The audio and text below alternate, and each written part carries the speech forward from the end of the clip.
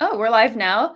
Hey everyone, back again with a new live stream with I think it's the first time you've been on one of my live streams, right? You weren't in one of Yeah. like the party ones. Marowe, my long time online friend, actually. Yeah, really long.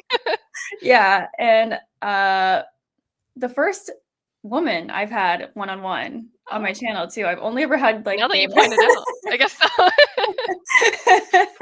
Diversity, yes. Yeah, which is crazy, but yeah, thank you so much for coming out. Tonight we're going to be talking about a few different things, but one of the main topics I wanted to cover with you was seeing J-pop and maybe K-pop if you want to go into it live over in the U.S. And my experience in Canada and the Yeah. U.S. But yeah, do you want to introduce yourself to everyone? Yeah, I'm Marowe. I have been a really long time fan of Emily, aka Wikipedia.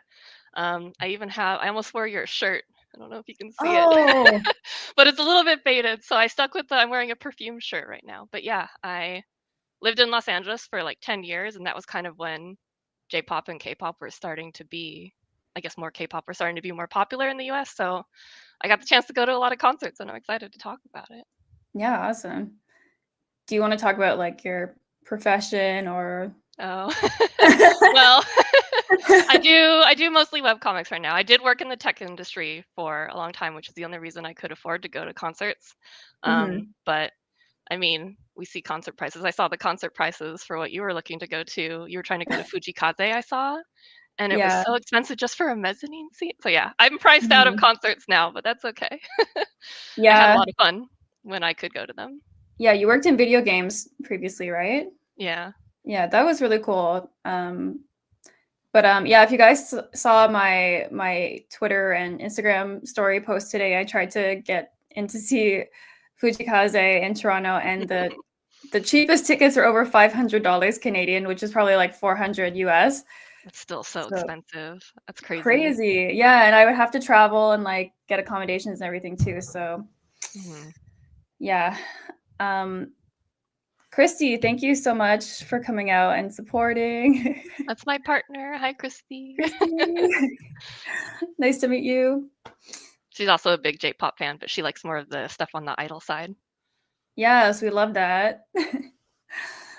Did you get her into it or was she like already into it? I think no, I think she was already into she started getting to Love Live, I think, along Oh. like back when we both first started at the same company. And Mhm. I think she is really kind. She listens to a lot of the same J-pop that I listen to. We went to see Perfume together, and she told me she was listening to Utada today, to get ready for the Yay. stream. But unfortunately, I have not gained the same affinity for idol music, even though I can appreciate it from afar. We did go Mhm. to a Love Live cafe in Japan, and that was a lot of fun. I want to get into Love Live. Oh yeah, I think it's Yeah. like a good time to do it. Her favorite band is actually retiring soon. I don't know. So that's sad, but there's like a lot of groups now. Like there is never ending Love Live stuff if you want to get into it. Yeah, that's the intimidating thing is like it feels like an endless universe. Hmm. Uh, It is, yeah. She could talk more about it, but you'll have to get her on stream next time if you want to come okay, see yeah. it. Jamal, welcome. Thank you for coming out to the stream again. Good to see you.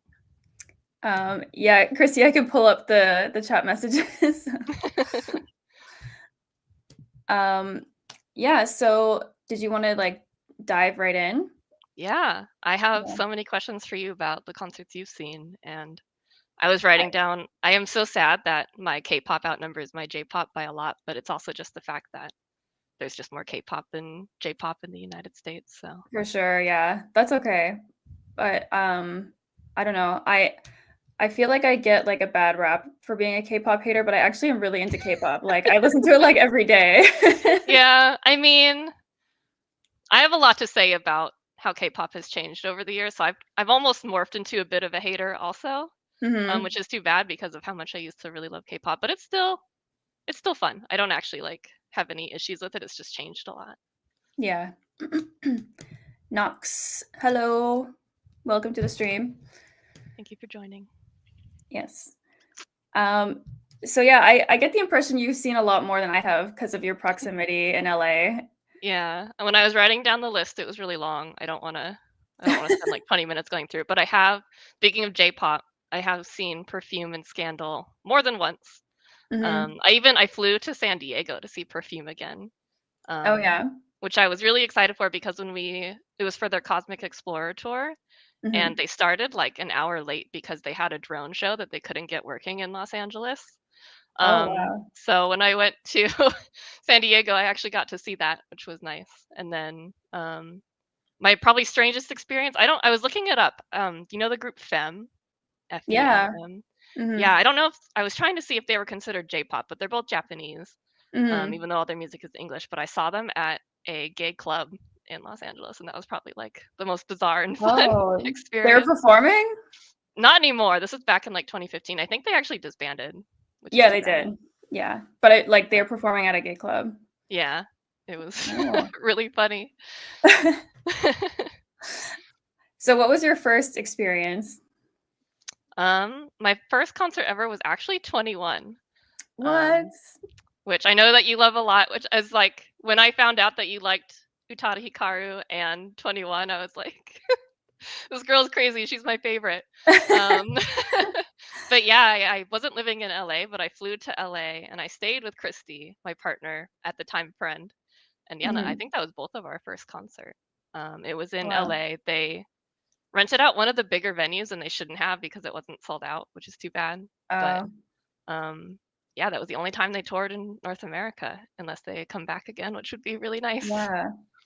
Did you see them in Coachella as well? No, the festivals scare me. I was Mhm. trying to figure out how to go when I heard that Hickey was going to be there, Yeah. and all the tickets I could find were like $400, and it would have been like a 4 to 5 hour drive, and you have to like take a bus for part of it too, so it was just getting a little bit unwieldy. But Yeah. I watched them on Remember the stream. Yeah, remember we were talking about it as soon as it got announced, and you were like, Yeah. "Would you actually come?" I was like, If "Yes." you were to come, I would have made it happen, and you could have stayed with us and hopefully saved a Aw. little bit of money. But I seriously was looking at all the flights, and, like, it was announced so late that I yeah, missed, like, the last flight that I could have taken down there, so yeah. I think if I had known about it a lot sooner, I would have tried to make it work. But Mhm. that's how it goes. Yeah. And what was your first concert? Mine was Utada Hikaru, as Oh, far as, in like the flesh one? yeah. Uh, I they are still my favorite artist ever.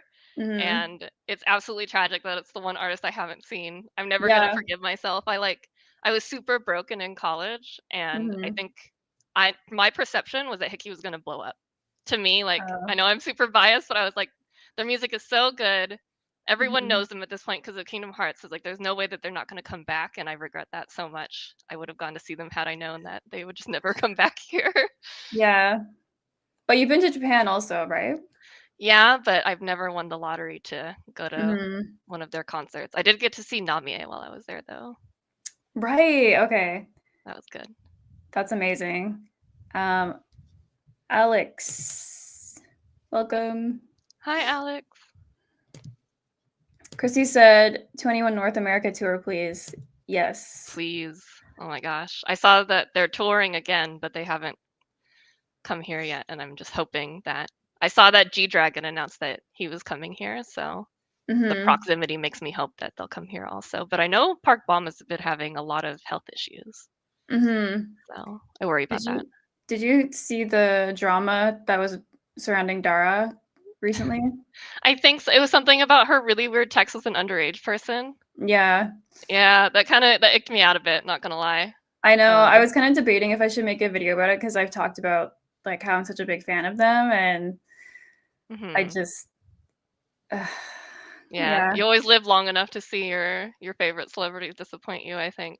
But Uh yeah. I think it would have been less weird if her reaction to it was less icky, but from what I saw, she was Mhm. just getting really defensive, and then I haven't really followed up on it because it was just making me sad. Yeah, sorry, Christy, I was Yeah. actually, like, trying not to tell you about it. Oops. Preserve the memories.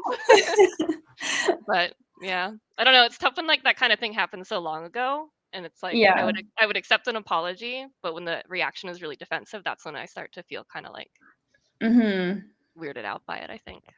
Yeah. There was another clip.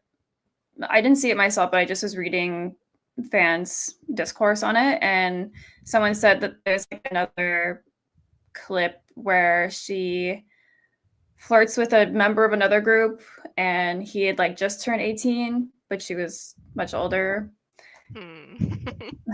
I hadn't seen that. I kind of dropped off from it, to be honest. Yeah, But that's too bad. That leaves a bad taste in my mouth for sure. exactly. Yeah, so I kind of feel I feel so hesitant about like standing them. Yeah, I mean, So, to me, I've always liked every member, but Dara was probably like my least favorite. But mhm, man, between 21 and Big Bang, I'm just like, come I on, know. can you guys be normal? I expect it from like, sorry, I'm about to be a little bit rude. I expect it from a boy group, but I don't expect it from like a girl group. Yeah. Ugh.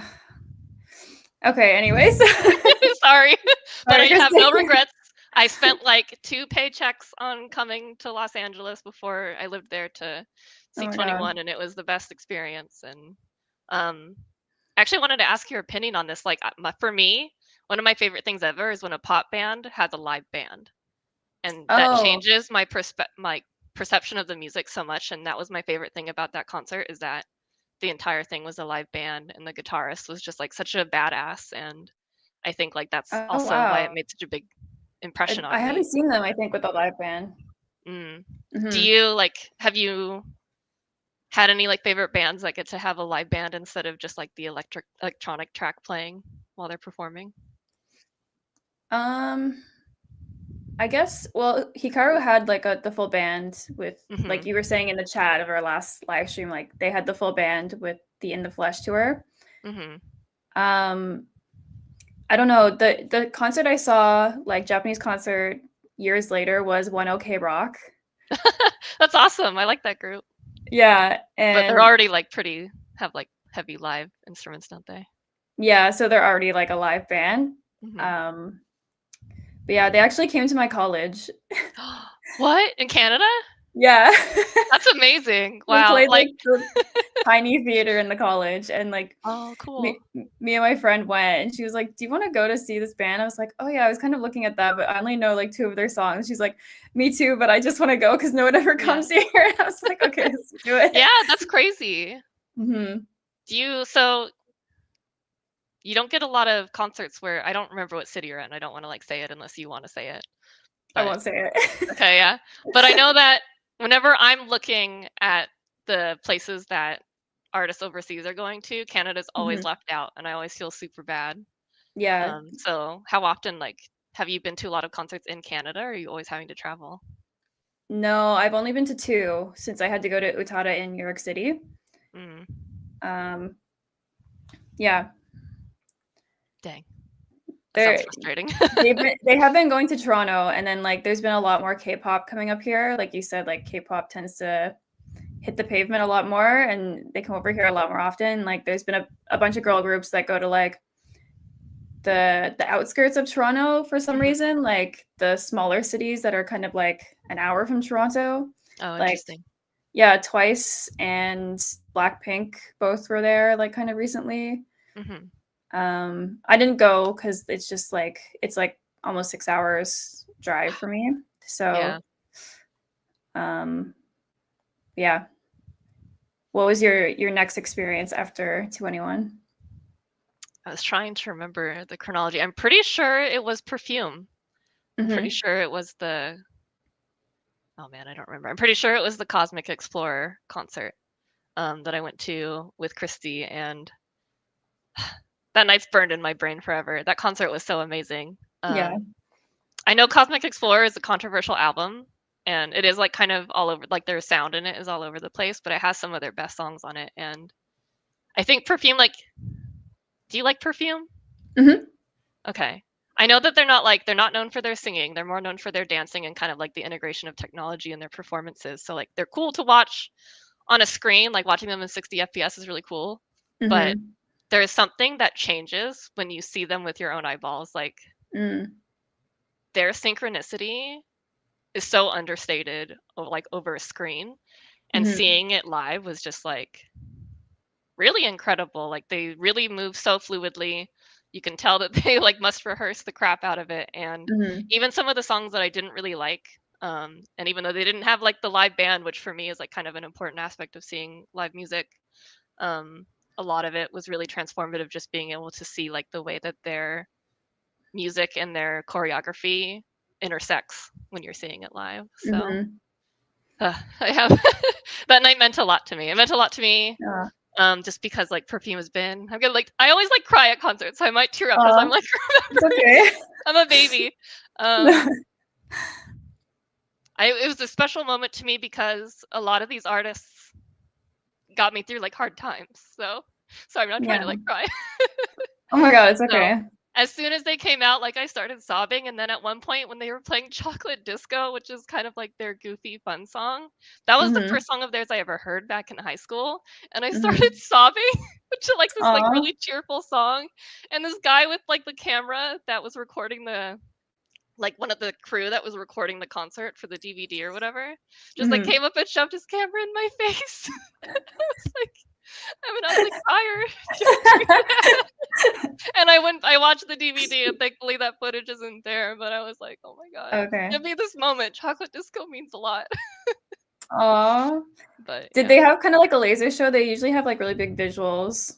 Yeah, Yeah. they're definitely less intense than they are in their Japanese performances, but they have that one song, Monogatari, that's they have like this if you've seen them perform it, like I know their performance at South by Southwest is really popular where they have these screens in front of them, they're holding like this, and there's a Mhm, projection on them, and they're mhm. kind of sheer so you can see them behind the screen, so they're like um projecting like the topography of their choreography while they're dancing behind it. So it's the Oh, intersection of like their performance and the technology. And they mhm. performed that there, and that was absolutely insane. That was probably the Yeah, most technological it got, which isn't that impressive because it is just a projector on a screen. But the venue that they chose is really small. Um, so I think that's about all that they could do. yeah.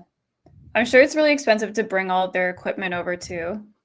Yeah, and they're also Yeah. just not as popular here. Like their shows were never sold out.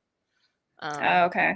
like I Achan always talks about wanting to perform in Madison Square Garden, and I'm like, I feel really bad that they haven't been able to do that yet, but I think it's because they know they wouldn't be Mhm. able to sell it out, which is too bad. If they had Yeah. performed at the Tokyo Olympics, I think it Mhm. would have been a different story. I'm still salty about that. That's But true. um, so tell me about which bands you've seen.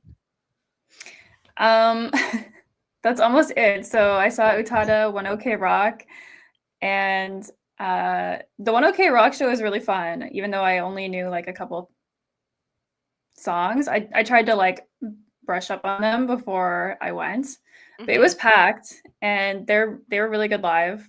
Mhm. Um, and then the third one that I've seen is Blank Paper. That's the I most don't recent one, which is Kodakumi and her husband Kenji. Oh, really? How do I not know Yeah. about this? Blank paper? Wow. Yeah. I didn't know about it either until my friend on Twitter, like, tagged me and was like, "Kodakumi is going to Montreal, you have to go see her," and I was like, "What the hell is this?" That's so I, like cool. yeah, so Oh my they try gosh. to hide their identity. They wear, like, Oh. masks covering the upper part of their Oh, wait, face. that sounds familiar. Okay. Yeah, I vlogged it, and then I posted, like, some separate, performance songs, like, Kodakumi sings, 1,000 Words from Final Fantasy, Yeah. but, like, pretending to be a different artist. It's Her really voice is so stupid, but recognizable, there's no way. I know. That's funny. But, I got, like, a VIP ticket for it, so we were supposed to Mm. do a signing after, and then I would get to meet them, Yeah. but they Uh-oh. canceled after we were No. waiting I heard outside it for in them your for tone. an hour. No, that's so sad. Did you get Yeah, a refund on the VIP price? Because those are always so expensive. no. No, that's so sad. They sent us, a signed poster in lieu of meeting them and getting something signed. How do you feel about that? I was upset, but I think they canceled the signing because Kumi, like, fell Oh, during the no. encore. She went to, Okay. like, kinda jump off the stage, and she hurt her ankle or something, so I think she had to, like, see a doctor, and that's why they ended up canceling it. Okay. And yeah. That's understandable. That's too bad. Dang. Mhm. But that one But, like was that one was cool because it was in Montreal, which is closer to me than Toronto. Mhm. Um, Kotokumi's but like one of your favorite artists, right? yeah, that was one of those ones too where it made me emotional. Like, Yeah. even though I couldn't see like this part of her face, I knew it was her. Mhm. But me and the people I met up with there, we were like, what if it's not? Like, how can we trust that it's actually her? Because she's like wearing a mask and everything. Yeah. But yeah, no, I felt very emotional like hearing the songs from Final Fantasy when I was a baby Yeah, anime right. fan. Like Yeah. so I many know years we later. I know we like to like drag on people that only listen to Hiki because of Kingdom Hearts. I don't know if there's an allegory for Kotokumi for that because I know the English release wasn't her music, but Yeah. there's still something really emotional. Like those songs were like still really important to us, so it's nice to hear Hmm. them. Yeah. And being with the crowd too, and everyone in the crowd knows it. Mhm. What was the crowd like? What was the demographic? Would you say? It was like people my age, like old anime fans. Yeah, that's awesome though. I think like on top of being priced out of concerts, I feel a little bit aged out of it too when I go to an artist Hmm. that's more popular. Like the last K-pop concert I went to, I think it was the second to last one. The crowd, I'm sorry, but all those kids were super annoying. Like they made it was like in 2022, so I think there's a lot of commentary on like how concerts have changed since the pandemic, and Yeah. I could really feel it in that concert, and it's too bad because concerts are really important to me, but Hmm. So have you that not was been really going to live shows since COVID or? um I went to see Sunmi and I think twice after COVID, but Okay. then I hadn't and I so the thing is I also started kind of falling off of K-pop, so I don't know a lot of the new groups and those are the Hmm. ones that are touring the most often. But yeah. I went to also I know it's not J-pop or K-pop, but Rina Sawayama was another one I went to and the crowd was okay. Okay. There was definitely like some kids being obnoxious, but then a lot more people that were my age, so Yeah. Is Twice third gen or fourth gen? Are they kind of like floating in between? I think they're 3rd gen. Mhm. I think they're 3rd gen, like the beginning of 3rd gen, because I remember around the time that a lot of the 2nd gen groups were starting to get spun down. That's when they started getting really popular. Okay. Christy, Oh oh, yeah. Christy doesn't want you to forget the Sailor Moon musical. Yeah, we did. That's the one thing that we went to go see really recently. That was a lot of fun. Knox said Twice is third gen. Okay, interesting. Thank you, Nas. Hi, Oh, Utada. Alex is here, my previous Hi. guest on the channel. Yeah. Hey, Alex. It Um, sounds like Alex and I might have gone to a few of the same concerts too, back when I lived in LA, because we were talking about the Hyuna hoodie last oh time. yeah. So did she only go there one time? Because it must have been the same one. Yeah, because well, I don't know. I only remember the one time. I don't know if she's Hmm. gone more recently, but like my peak concert going, I think was 2013 to like 2019. Hmm. So, So that's pretty much it for me. uh, I mean, it's hard. It's like expensive. It's getting more expensive, and then you have to add travel onto that. And I'm assuming that you would also have to add like hotels and stuff. So, Hmm. my dream was always for Hickey to come to Los Angeles, and then you and I could do like a meetup or something. But Yeah, that would be amazing. maybe someday. Maybe someday. Maybe something will converge and we can both meet in the same city or something. Hmm. um, but yeah, I think so. I saw Perfume twice, and I saw Scandal 3 times. It was two of their tours, but the third time was I really liked their performance, and their tickets weren't sold out for the performance the next day in a next nearby city. So I just drove to Hmm. that one again, and it was nice because they changed the set list. So Oh, um, really? yeah, not like significantly, but like 2 or 3 songs were different. Um, Oh, okay. they're pretty famous for like a lot of their anime songs, so those are the songs that I Hmm. think they switched out, um, which is Are cool. they good So live?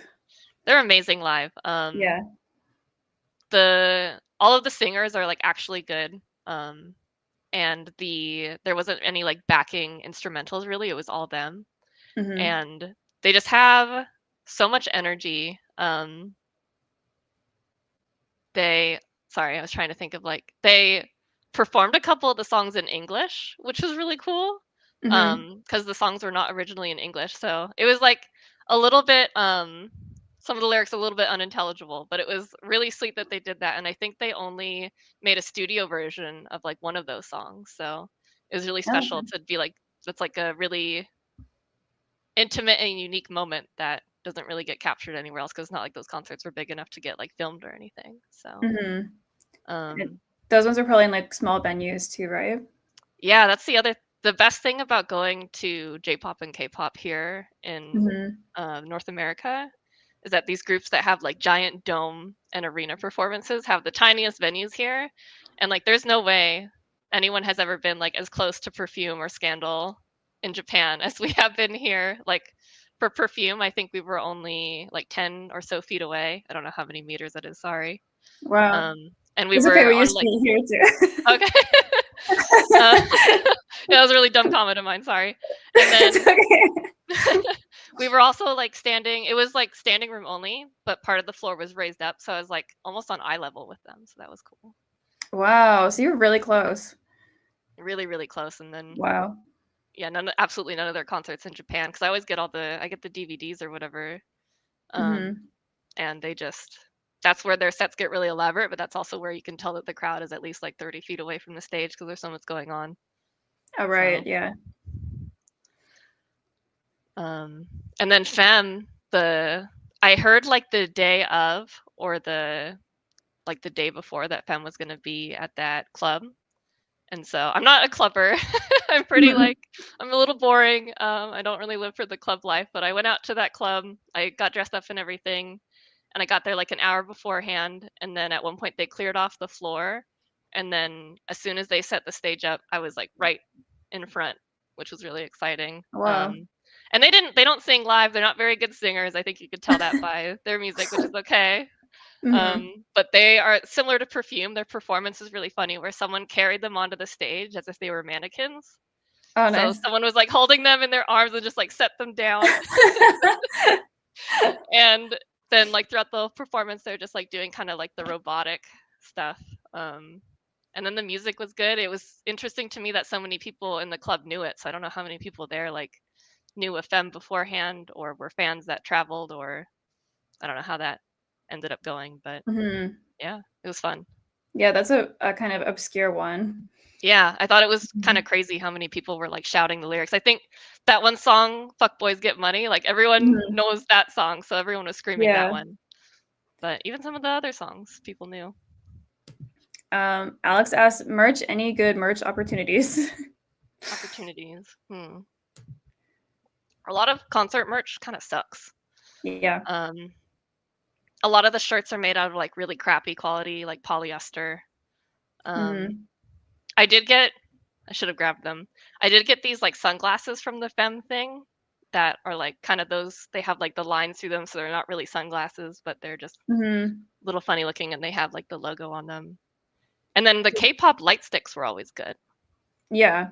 But other than that, it's always like shirts and hoodies. Mhm. Did Perfume have merch out? They did, but because I was in the fan club, I ordered it online. Oh, okay. And the merch lines are always crazy. Yeah. And they always run out of stuff unless you get there like several hours beforehand. Mhm. Um, the funniest merch to me was I went to go see CL, Yeah. just at like her solo concert. And like a Mhm. lot of K-pop concerts have like the light sticks, and she had a light stick, but it was like I wish I had it. It was like a stick that was like this long and about this wide, and it was red, and it just said "Hello, bitches" on it. Oh my god. It was like the tiniest dinky thing. And then we ordered merch beforehand to pick up there, and the merch Mhm. wasn't ready, so they ended up sending it to us in the Uh, mail like 4 months later. oh my god. But, yeah, like this shirt, the Perfume shirt that I'm wearing, I think you could only get online. So yeah, and then yeah, obviously, I try to get a hoodie if I can, but the lines are too crazy sometimes. Mhm. I only got something at the blank paper show. Mm. Was it? Um, What'd you get? I just got their t-shirt. It was $50. And it's I forgot to mention the price. Yeah. It's super expensive, yeah. I went to Evanescence last fall. Oh, I'm jealous.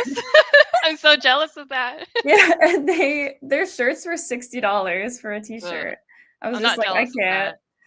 I Yeah. hate feeling ripped off, so even Yeah. if I like it, I'm like, Well, it's like the only way that a lot of these artists make money is through the merch, which is really unfortunate, but mhm. everyone, even the artists are getting priced out of concerts at this point.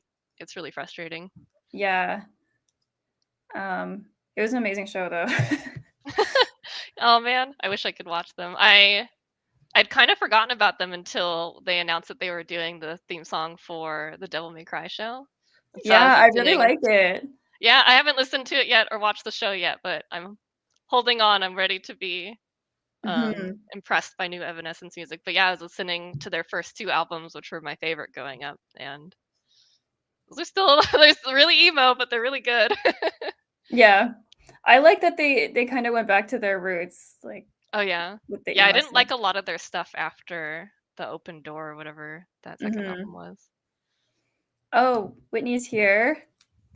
LV, aka LV from YouTube, Hi. retired from YouTube. She said, "Listen, merch is good if you're willing to spend an arm and a leg. Tell us what First, your favorite merch has been, Whitney. yeah, for certain things I'm willing to pay, Hmm. but I don't know, for other things, like the blank paper one, I was like, this is the only time I'm ever going to be able to get this, so Yeah. I just bought it. Yeah, the novelty is definitely part of it. Mhm. But, Um, like, I went to buy, a Bad Omens sweatshirt from their recent merch drop on their online store, and the hoodie was, like, I think $100, and then there was, like, fees, and then you had to prepay customs to get it into Canada, and the shipping, and all of the fees and all of that with tax and everything together was an extra $100. So I just wasn't willing to the get prized hoodie. ripped off that bad. Oh my gosh. Did you say you did order it or you didn't? I didn't know. I just pray that they have what I want on their next tour when they come here, so I can just Yeah. buy it in person. Also, like the design has to be good too. Like I Yeah. would have ordered more of Hickey's merch if it Mhm. wasn't just like a couple words plastered on a black or a white t-shirt. Except I know. the sweater you and Alex were wearing last time was cool, but I missed that one. Yeah, that one is really unique. But yeah, the regular, like, concert merch that she has, I don't know, science fiction stuff, we talked about it in the last one too, is a lot better, but Hmm. yeah. Yeah, I was really disappointed in their Laughter in the Dark merch. Mhm. Yeah, I didn't buy any of that. Um, Alex said Lady Gaga in Miami this August is $900. Is that for like? I'm guessing that's for even like the faraway seats. That's crazy. I is that, like, the beginning price, or are those scalpers?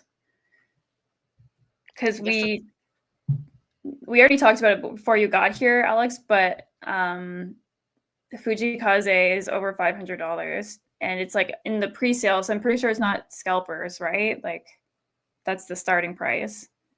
I know there's something if it's Ticketmaster, and we all know we hate Ticketmaster, but I know they do Mhm. something where like the higher the demand is for tickets, they'll start raising the prices. Yeah. So I remember I think it was when we were trying to go to Twice, like we were watching the concert, the ticket prices go up in real time just because so many people were on the site. Okay. I was wondering if that happened too, because like I couldn't get on it first because I think Hmm. people were crashing the site. Oh, scalpers are making it go up to 1,500. That is insane. There's only one artist I would pay that for. Who is it? Utada. Yeah, me too. I was ready to go to Japan for the science fiction tour, but yeah, I didn't get the lottery. Mhm. Um, Whitney, you have some merch from IU, Ku, and Victoria Monet. Nice. That's good merch. That's a so I wanted to ask like what's an artist that you have always wanted to see live?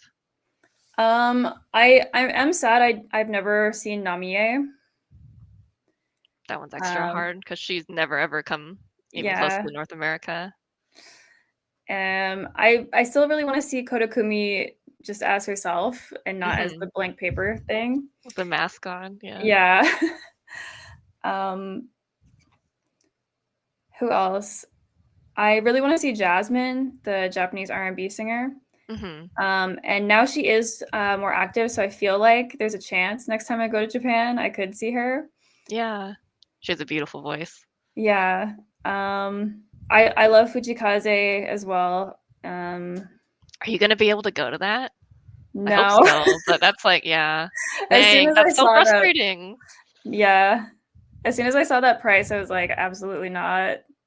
I expected to be like maybe $80, but no. Yeah, I feel like around $100 was considered expensive for a lot of these concerts back in like 2015.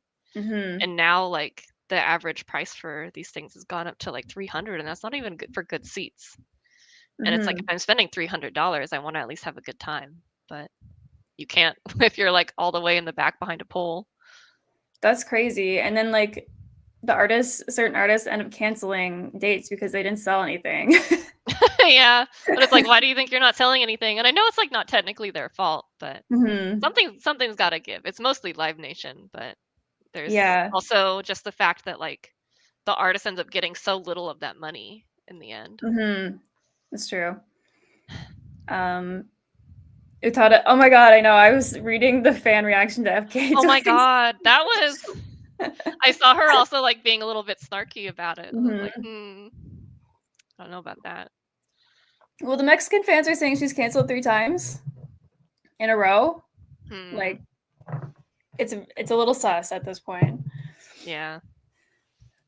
But yeah, who else? I don't know. I'm starting to get into this one Japanese band called Jiruka. I'll put it in the chat. Okay, yeah. I want to look into them. If I can type. Jiruka. Mexican authorities are checking to see if she is false advertising. It's pretty bad. Whitney always wanted to see Jungkook live. I'm heartbroken I forgot to go. Who's that? Who's Jungkook? Is it BTS? I don't know any of the boy groups. Sorry. Yeah. Oh my god. Always a girl group stan. Yeah, I said that to we have this store here where they sell like Korean stuff. So they have like all the Korean skincare and then like K-pop on one side of the store. And I had like one of those days where the cashier was trying to like make a conversation with me. Is when I bought the Twice album, Twice coaster. And I saw your YouTube short about that one. The cashier was like, "Oh, this is a good choice." I was like, "Yeah, MasterCard, please." Like I didn't hear what she was saying. And she's like, "What groups do you like?" And I was like, "Oh, I don't know." I was like, "I'm really into XG right now." She's like, "Oh yeah." I was like, "How about you?" And this is after I've said like what, like said the wrong thing to her like 5 times because I couldn't hear what she was saying. And she was like, "Oh, I'm into ATs." I think that's how you say it. And I'm like, "Oh, I know they exist, but I don't know anything else. I know." I don't know why I said this. I'm like, I pretty much only like girl groups. She's like, "Okay, you're valid." Like, I'm sorry. No, because like I've been to KCON a couple times, and then there was also the Korean Music Festival in LA that we went to, and it always sucks that the cheering for the boy groups is so much louder for the girl groups. Obviously I'm biased just because that's my preference, but I always felt kind of bad when like you would have B2B come out and everyone is losing their minds, and then Sistar comes out right after. And people are just kind of like politely clapping, and I'm like, how do you react that way to Sistar? That's crazy. Yeah, that's sad. Oh, Shiny. Oh, sorry. I was really sad. I'm sorry I didn't remember his name. Oops. K-pop has a huge issue with, I don't want to get too much into it. It's sad. A couple of my favorite K-pop girl groups have had things like that. For sure. All K-pop. All K-pop was funny. Sorry, I'm reading the chat. Okay, what's all K-pop? That was like the trashiest like K-pop news site, and they got really Oh, popular because I mean, Utada, you can fact check me here, but there was something where they leaked um like lingerie or underwear pictures of Ailey, a Korean oh. soloist, and they Mhm. got too big for their britches after that. And I think they even I'm gonna admit something embarrassing about myself. I used to go to the K-pop subreddit a lot because that was like the best spot for K-pop news to me. And at one Mhm. point, that subreddit just banned all K-pop because they were too shady. Oh. Do you go to any like J-pop things on Reddit? Yeah, I'm sub to a lot of the individual groups, but they're so much slower. And then the Utada subreddit pisses me off. I hate that Yeah. subreddit. They're terrible there. There's a lot of like homophobic people there, which is really weird. Yeah. Um, I want to switch. I want to ask you so much about the Hickey concert because Oh, okay. I have always wanted to live vicariously through you, and I've heard the legends. I've heard your voice in the recording.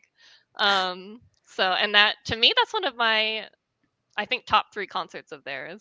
Um, Yeah. and so I'm so glad that you got to go. Can you like walk me through like how did that day, like when you woke up that morning, how did that day go for you? Um, it was crazy. Like, it it sold out. I'm pretty sure that that show was sold out. So people were lined up around the block, and people can't camped out. Hmm. Even though it was in the beginning of February in New York, Ugh. and yeah, Good. I mean, they deserve that kind of adoration, but yeah, that's pretty intense. hmm but yeah, the crowd was kind of like a whole mixed bag. Like I think Hikaru said that something about it looking like a Whole Foods market there or Mhm. something. Yeah. I Um, always it's there when they say like diversity, yes. yeah, yeah, That clip is burned to my brain. yeah. yeah. Go ahead, go ahead. It was all like different ages, different ethnicities, and everyone like was there with like a friend or two. Mhm. Oh, hey Matthew, thanks for stopping by. Yeah. Good to see you. Um, and yeah, I don't know. I was kind of stressed because like I wasn't expecting anyone else to be there. I mean, yeah, I don't know. hmm I thought they were really popular, but I mean, in the end, they weren't. So it hmm really could have gone either way. Yeah, but yeah, I had like so much adrenaline leading into it, and like I remember looking back at the recording and being like, oh, their voice is kind of struggling quite a bit, Hmm. but I didn't notice it in the moment, like because I was just so Yeah. freaking out. And I didn't cry at that concert. I'm not like a big crier, but I have like choked up at other concerts. Hmm. But like I think I was just beyond crying. Like I was just so freaked out in the moment. Yeah. Um and it just like goes by so fast, you know? Hmm. Oh my gosh, that must have been like when it was over. I think is when I would have like broken down and cried and been like, no, come back. Yeah. We did try and call for an encore and they didn't come back out. But Really? The way that the concert video is edited, it makes it seem like Dirty Desire is the encore. Is it not? oh maybe it was.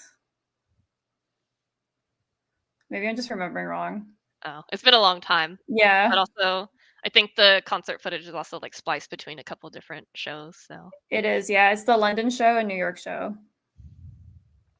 Um yeah, what was I don't your know. favorite song that they performed that day? Yeah, Dirty Desire, like you said, is really good live. Hmm. Um, That band does a lot for their music is already really good, but the live mhm. band adds a lot, I think. My sister says the hoopla before the event is always better than the event. I disagree. It makes me crazy. I hate the waiting.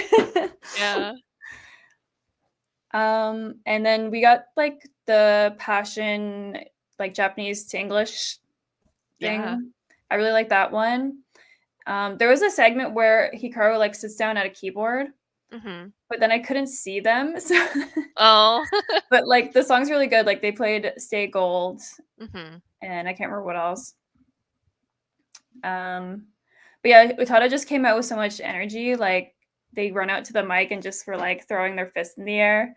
Mhm. I opened with On and On off This Is the Yeah. One. They're a very magnetic performer. Mhm. They're always doing something dramatic with their face. Oh, I yeah, like true. I love watching, like, the melodrama of it all. Yeah. Not quite as dramatic as Ayumi Hamasaki, but Yeah. That's, Ayumi Hamasaki is the one artist I wish I had the chance to see.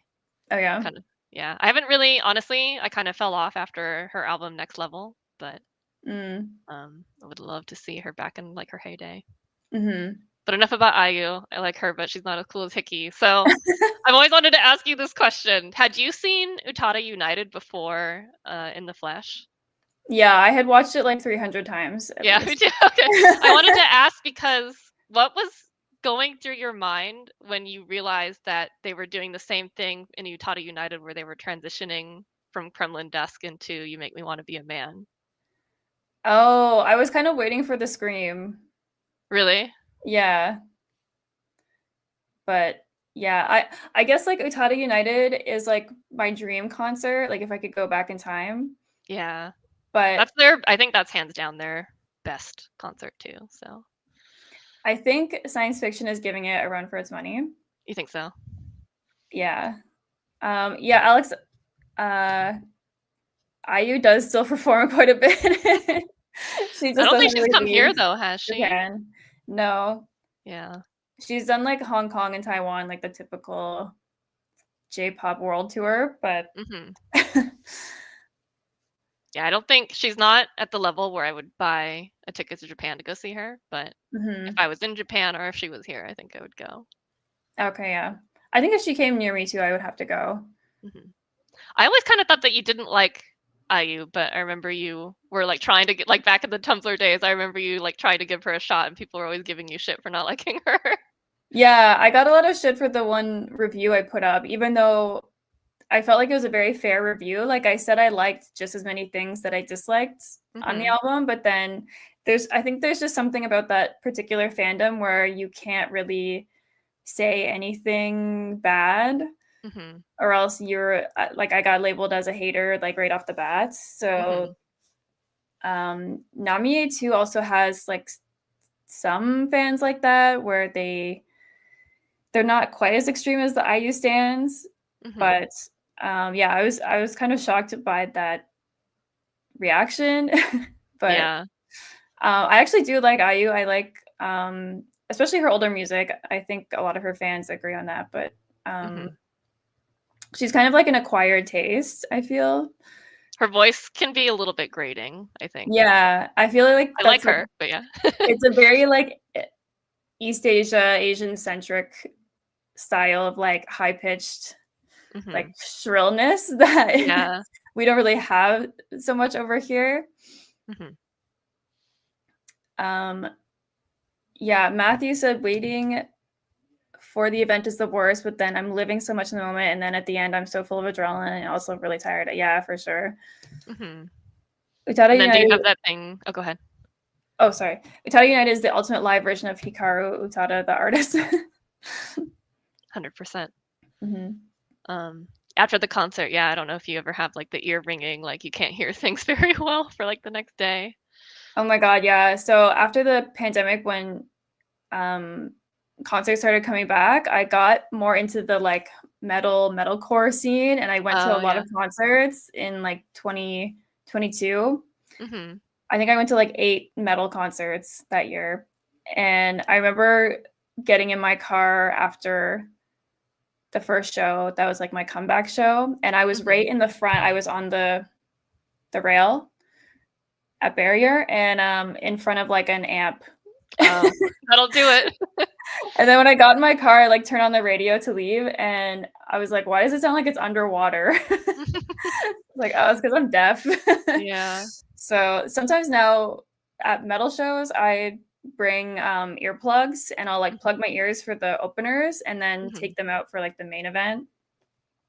Yeah. That's Yeah. the safest way to do it. And then I wanted to ask, what song, like, surprised you the most at In the Flesh? In the flesh, um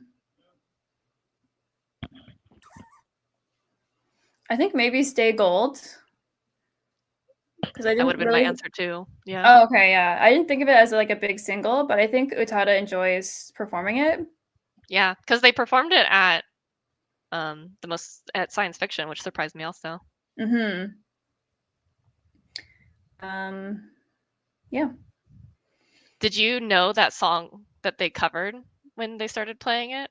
Or I did, yeah, the you did? placebo Okay. song. Yeah, I'd actually, never heard of it. yeah, no, I feel like a lot of people didn't know it, but I that was like my favorite placebo song. Oh, really? Look at you Yeah, then. That must have been yeah, really exciting. yeah, I was kind of Did it feel freaking like out. the crowd like reacted to it the same way that you were, or did you feel like you were No, the most I okay? was like the only one. That's funny. Their performance of it is really good. It And was good, then yeah. But um I like that band too. If you like 2000s rock. yeah. I've been going back and getting more into it, yeah.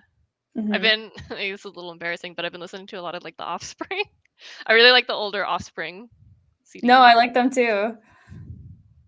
Yeah, I'm wearing Um like My Chemical Romance shirt right now oh too. really? We Yeah. are going through like a renaissance of like early 2000s like rock Hmm. right now, which is interesting. It's like the nostalgia wave or whatever. Yeah, all the old bands are like cashing out before they're too old to tour again. Yeah. I can't complain. It's cool to Hmm. see. Yeah, I And went then to like see oh My go ahead. Chemical Romance twice. Twice? That's cool. Yeah, in 2022, my metal year. Hmm. So You went to see them twice in that 1 year? yeah, they played like two back-to-back shows in Toronto. Oh, So that's fun. and it was like on my birthday and the day after, so I got to Oh, spend like the whole long weekend. happy birthday. Yeah, I was like, oh, it's for me. When I was in high school, I don't remember what class it was even, but we had to draw like a poster, and I drew a poster of like an Evanescence and My Chemical Romance collab, and I Nice. got dragged. People made so much fun of me. Really? Yeah, it was not I think that kind of stuff was just not cool either at my school or just kind of like at that time. A lot like being into J-pop and being into those bands like was not seen as a cool thing. Like watching Hmm. anime was not cool. No, no. And yeah, I liked Linkin Park a lot also. Hmm. And yeah, I all of my friends made fun. And it like I'm sure that that thing is in a landfill somewhere. And when I don't remember exactly how it looked like, but when I pictured, I'm like that is pretty corny. But I was like 15. I was 15 and just Yeah. like in my emo phase. So yeah. Evanescence is opening for them on one of their dates this year. Wow. So That's cool. your dream will come true.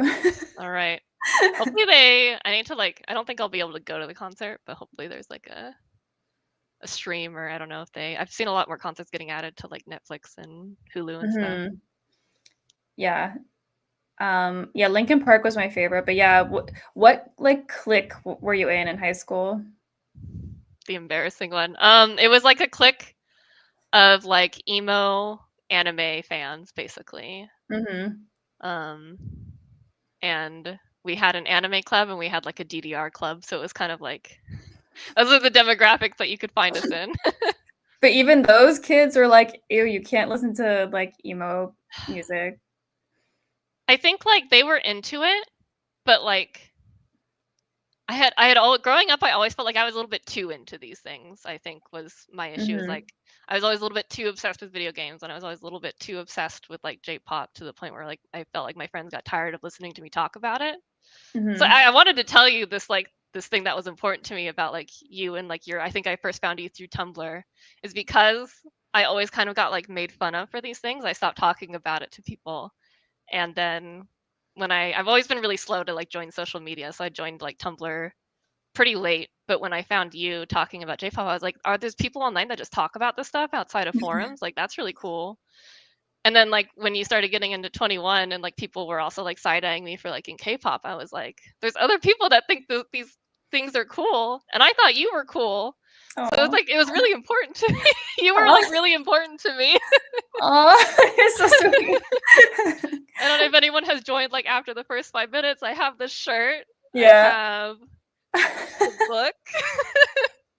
I have the sticker sheets that we all worked on together too. Yeah. Oh, yeah. We didn't mention that, but yeah, Marowe is one of the artists who worked on the Utada zine as well. Yeah. That was so much fun. I know like our server's been pretty quiet lately, which is okay. Like things ebb and flow, but I think those Hmm. couple years where we were making zines and doing concert streams, like those were really important to me. Yeah, that was Um, awesome. I'm really yeah, proud of the zine. Still think about it really fondly, and me too. yeah, well, both of them. Especially, There's another one that's digital only, but yeah. yeah. The Pride one, I think like I proposed it really last minute, so I felt kind of bad for that. And then I wasn't able to pay anyone for it, but everyone really pulled through. We got every color Hmm. covered, and I think it's a really pretty zine. Yeah. Utada says me and Maro are twins. Well, We have we're the all same. triplets then. Yeah, come join us. Yeah, I'm really glad that we connected like that. And like I remember when I followed you back too when I launched my webcomic, Hmm. and you like replied to my tweet and you were like, "Oh my god, you're an artist too and you're doing comics." And I was like, "Who is this?" It was a big deal to me. Like Mhm. I was like, here's this person that just seems. I think I also thought you were cool because like people were trying to like give you shit, and you always responded to it in such like a funny, but also like not mean, but very like blunt way. And I thought, because I would kind of crumble under like those kinds of mean comics, so I thought that you were really cool. And I was like, wow, we Aw. have so much in common. And then also she draws web comics, and I was like, wow, where has this person been my whole life? So yeah, it was a Aw. big moment for me. Aw, I love you guys. Is this a good segue for me to talk a little bit about Heart Shaped Karaoke Box by Sure. debut author E.R. Hahn? For anyone Sure. that doesn't know, Emily wrote a book. Everyone should know though. And it's about a girl that goes to Japan and has like a kind of one in a lifetime encounter with a J-pop artist. And if you like J-pop and you like reading about like foreigners visiting Japan, it's really good. The main character is so lovely. I love her, Eva. Um yeah, I've been really enjoying it. I'm about halfway through, and I wanted to talk to you about V-Stop and where the inspirations from the J-pop band in this came from. Yes, we can talk about all the artists in it because I've been dying to like Yeah. uncover it. Some of them you haven't gotten to yet, I guess, because Okay. you're halfway through. But Yeah. do you have any guesses? I was having a hard time with V-Stop. I couldn't Oh, find the page where you described them, but okay. there was like a you said one of them was a non-binary artist and one of them was a rapper and the other one was oh shoot, can't remember. She was like more like pop star vibing, right? Yeah, like it's just a female singer. Yeah. My default, because I think I was primed to know that one of them is a little bit based off of like Namie and Ayu, because you had said that. But I wasn't Mhm. sure if that was it or if that was more Midiko, which I only just recently met in this book. Mhm. That's Miriko, Okay. is like the early 2000s J-pop diva. She reminded me a lot of Ayu, the way that she just kind of like came in and instantly like talked to Eva and Mhm. her music, the way you described her music, like being very like pop and heavy vocals and stuff was really cool. Nice. So V-Stop is based on M-Flow. Okay, I was Yeah. thinking it was verbal for some reason. The Yeah. rapper. Okay. Yeah, I didn't really change his character in the book. Mhm. Um, but yeah, so I changed Taku to a more interesting character. I And don't think I've then met them yet, so I'll be yeah, excited to yeah. So compare. there's just like a short description of them at the beginning of the book when Eva starts getting into them.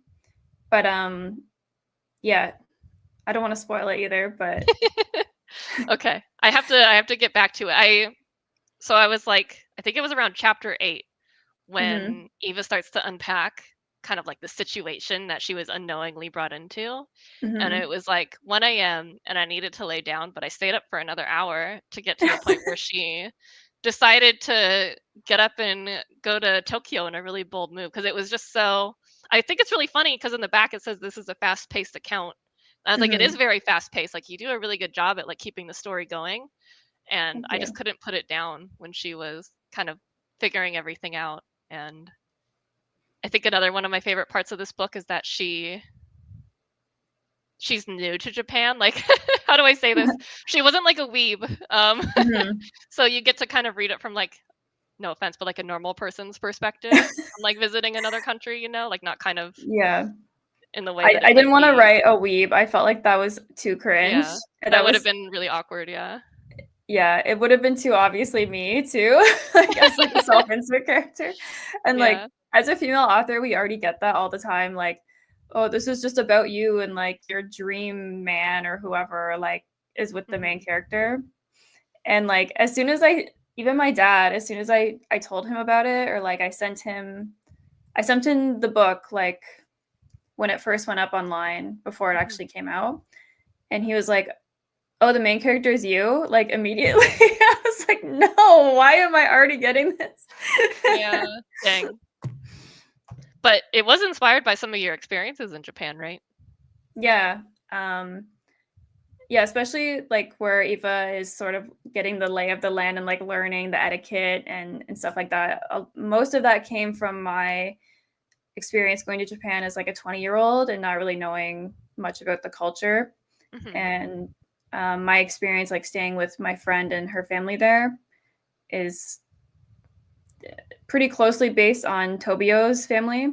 hmm Um, yeah, some other stuff kind of beyond that. It's not following my life so closely. It's mostly made up, but I just kind of like sprinkle in like little things I observed here and there. And like karaoke is like a theme in it too, which is like a Yeah. big love of mine. And the first time I ever went to karaoke was on that first trip to Japan. Oh, cool. So I yeah, love the title of the book, Heart Shaped Karaoke Box is so like unique. thanks. And then also the cover, which you made yourself, Yeah. which I really appreciate.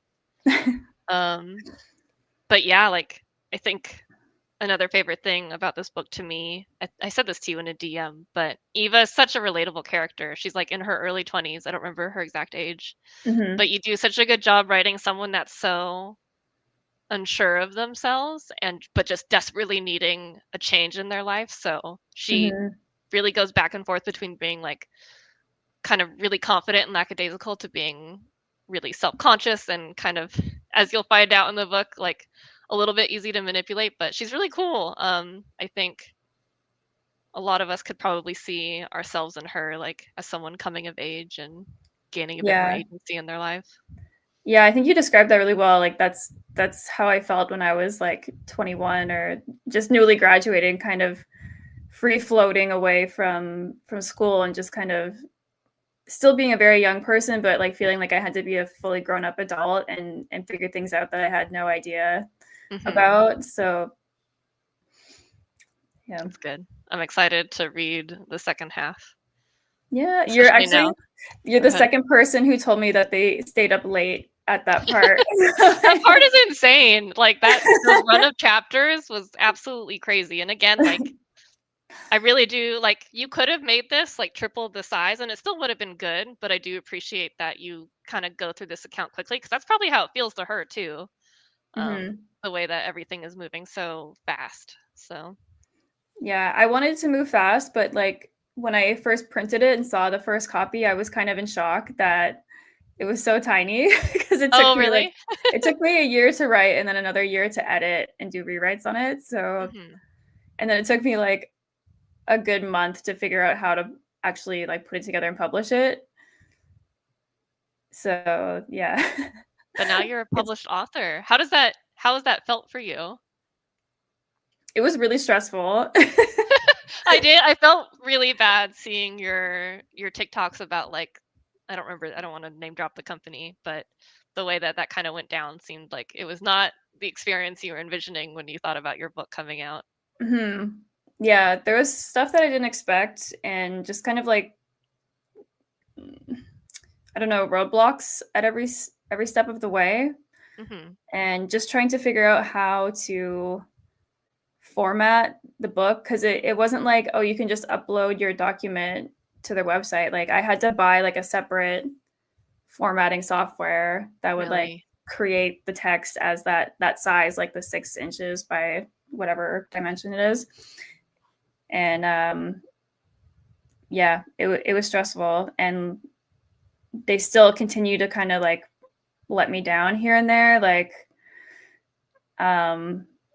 if any of you guys go on Goodreads or Amazon, I think in a lot of countries, if you have the printed books and the ebook, they didn't send out my metadata properly, and so it like uploaded as separate listings because like the ebook is like E.R.hand, and then the other ones are like without the period. So those websites like didn't grab all of them and put them in one listing. Yeah, that probably messes stuff up, huh? Yeah. And Okay. it's still not fixed. And they're just like really slow with shipping the hardcovers. I got the original proof of a hardcover, I think like last week or the week before, and I had ordered that back in January. That's I a just long thought like time. it went away to the moon or something. Like I just gave up on it ever arriving, and then it like randomly was in my mailbox. Yeah. Is it a Canadian company that you were working with? No, it's American. Uh, I'm sorry about that situation. There's Uh, actually not really any Canadian alternatives. North America doesn't have a lot of like the infrastructure for printing stuff, which we are Yeah, all learning as the tariffs come and destroy everybody and yeah, everything. which is weird because we have lots of trees. Yeah, where are the Yeah. trees going? Uh, Whitney said, just throwing it back to the previous conversation, watching anime and listening to J-pop was not it in those days. Getting clowned was the norm. I literally had to fight someone because they would bully me so much because of it. Oh my god, I'm so I sorry. hope you won. Yeah, I'm glad you stood up for yourself. Yeah, those people are embarrassed now because now somehow in a weird turn of fate, anime and I guess K-pop more than J-pop are like the most popular things Hmm. that you could do right now. Yeah. Whitney, thank you so much for buying the book. Yeah, I hope you like it. we need to have a book club. How do you feel like embarrassed when people talk to you about this book? No. Okay, good. I think I would die, but I'm glad for Oh, you that we can talk about it without making you uncomfortable. no. Whitney said that they did win. Yay. Yay. Cheers for Whitney. Yes. Kick their ass. And Um, so what is next for E.R. Han, the author? so I'm thinking about writing a short story to go with Heart-Shaped Karaoke Box that'll just be like a free ebook. Hmm. And it's kind of like a sales tactic that authors use. I think it's called a reader magnet, where you put something out that's free and it just stays free forever. Mm-hmm. And so like a lot of people pick it up that have like Kindle or whatever because it's free. And then you're hoping that if they liked it, then they'll like click on your name and go pick up your other work. Okay, that's smart. So right now I am toying with the idea. I haven't actually started writing it, but with the idea of writing the story of Miriko's parents and how they Hmm. met and have her as their daughter. Mm-hmm. Because her dad is German and her mom is Japanese, and they meet in Germany. But yeah, I'm not 100% on that, but that's just my idea right now. But actually, before I ever wrote Heart Shaped Karaoke Box, I wrote a different novel called Feet Like Ice Mm-hmm. that is not out.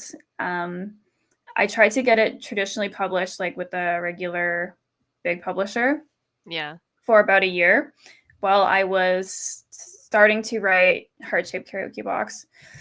And I actually had a little bit of success. Obviously, didn't go anywhere, but I did get, I think, like 5 agents to read the full book. So, like the way you get traditionally published is you have to submit queries to literary agents, and then if they like your sample, they'll request the full, and then hopefully, Mm-hmm. if they like your full manuscript, then they'll offer to represent you, and then they like work with you on your manuscript, and then they send it out to publishers, and then publishers decide if they like you or not. So it's It's like so convoluted. it's a series of gatekeepers. Yeah. But I got a handful of full requests from agents, and I got like some feedback from them. Mm-hmm. So they let me know like why they ended up rejecting it. So then Okay. I would like I what I'm working on now is implementing some of their advice. Matthew, literally the second you get the next box of hardcovers, one of them is mine. They shipped yesterday, so I'm hoping they'll be here by the end of the week, and then I can mail you your copy. But yeah, so that book it's not the same topic. It has nothing to do with Japan or J-pop. Heart-shaped karaoke box with this very like self-indulgent, like my fantasy type of thing that I turned into a story. That's amazing, though. Everyone should be able to do that. I agree. Yeah, it makes it really fun to write. Like even when I was reading Heart-shaped karaoke box to edit it, like I had to read it like over 10 times. I would get lost. Like I would forget what I was supposed to be doing and just be like, I love the story. Like not to toot my own horn, but I love reading it because it's just about my personal interest and my like niche. So, but yeah. So my next novel, Feet Like Ice, is about ice age has started to take over North America, and this family is kind of destitute in the province I live in, Ontario, and the economy is like crashed because of the ice age, and the family basically gets sucked into a like eco cult called like Eco Jonestown. And yeah, it's kind of a similar theme where the main character is like 20 years old, and she wants to do something with her life, but she's afraid to leave her family behind because she kind of has to take care of them.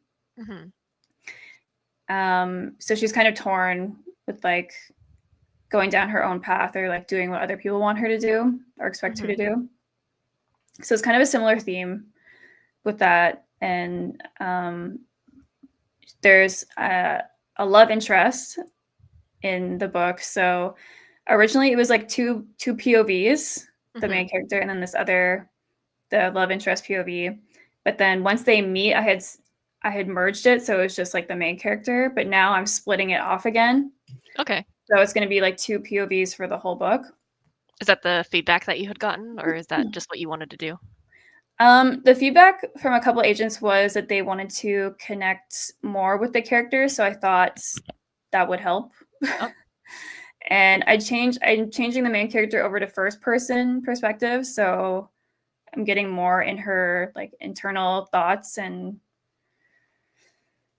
but I'm just gonna self-publish that one once I'm done that one as well. I self-publish. You're done trying to do the publishing route?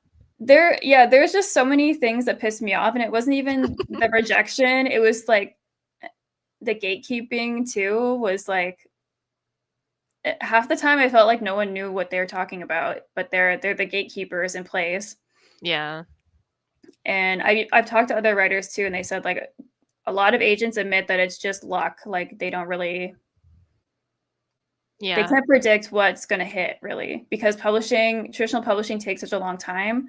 Like you could get a publishing deal and your book will not come out for at least 2 years. Wow.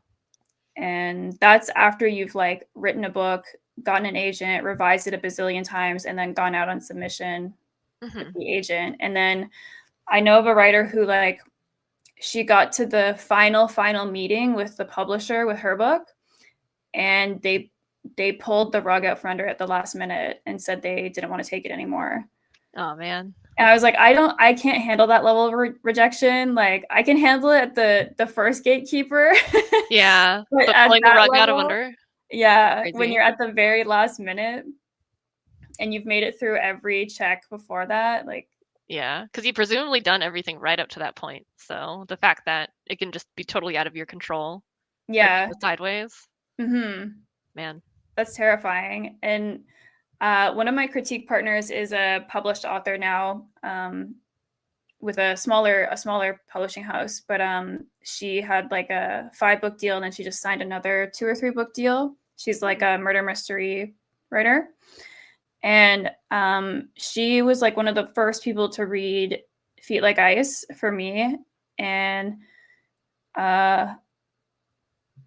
she told me, because like she asked me what else I was working on. I said I had just started this prequel to Feet Like Ice. I don't know if I'm ever gonna like follow through with that, but she was like, you need to be careful with dumping your time into that, because if you sign with a traditional publisher, depending on your contract, they can build into your contract that they own the copyright to all your characters. Oh. So they could tell me that I'm not allowed to write, or I'm not allowed to publish a prequel or a sequel if they don't want me to. Or like, I've heard about that happening in comics too.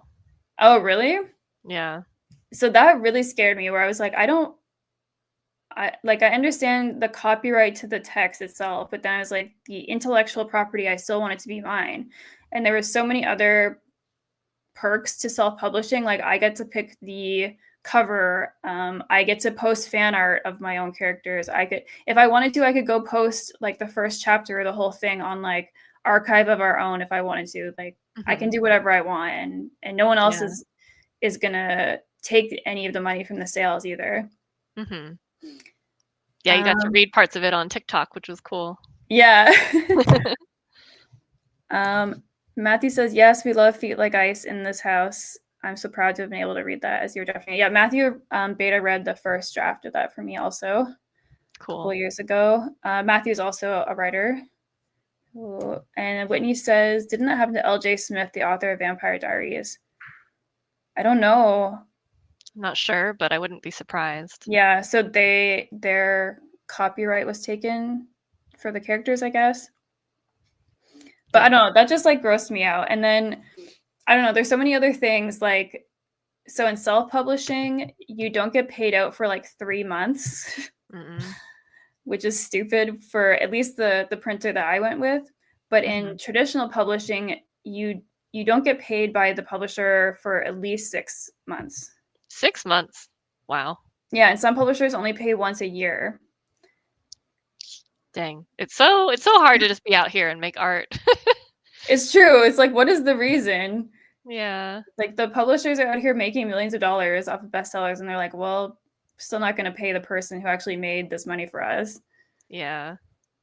Well, I'm really proud of the book that you put out. I also wanted to, I saw that you posted that it got added to the queer library, which is awesome. And then also to anyone who was thinking about buying it, but I know everything's really expensive right now, ask your library to get it in stock. Yes. I am living in a new city, so I don't know about the library here, but in my old city, they were pretty responsive to my library requests. So. Oh, nice. Yeah, and I think you get paid, like, not like as much as someone buying the book, but it's better than nothing if the library picks up copies. So. I think I do, because they have to pay a bit extra. Oh, yeah, I was reading about how this really shocked me. When you check out a book, like an ebook from the library, you would think that library only paid for it one time, but they actually pay for every like 5 times someone checks out or something crazy like that. Yeah. So. Yeah, so I donated the copy to the Queer Liberation Library. And I only donated 1 copy, but then it ended up costing me like $8 for the ebook. And normally the ebook is like $3.99 or whatever it is. So, So yeah, for the library copies, you have to pay more, even for ebooks. But if you have the Libby app, you can add the Queer Liberation Library to that. You don't need a like specific card for them. You just put in your address, and then you can there you go. You can take out all their Everyone collection. Can read this book. Arrows or not, everyone can get it. And so I know that you did a webcomic, and I have some comic anthology with a comic that you did about, I think, a Nutcracker. Oh, the Valor anthology. Yeah. Yeah. So is there like a comic in the future, maybe like a comic adaptation, or is one of your next stories going to be a comic, you think? I still want to finish my original webcomic, Kingdom Come. Yeah, I like that story a lot. Thank you. Yeah, you guys should check out Sprinter. Marowe was the artist for that. That one, I haven't updated that since like 2020, but thank you. I know, but it was so good. I haven't updated mine either, like even longer. But that's how it happens. Yeah. I don't know.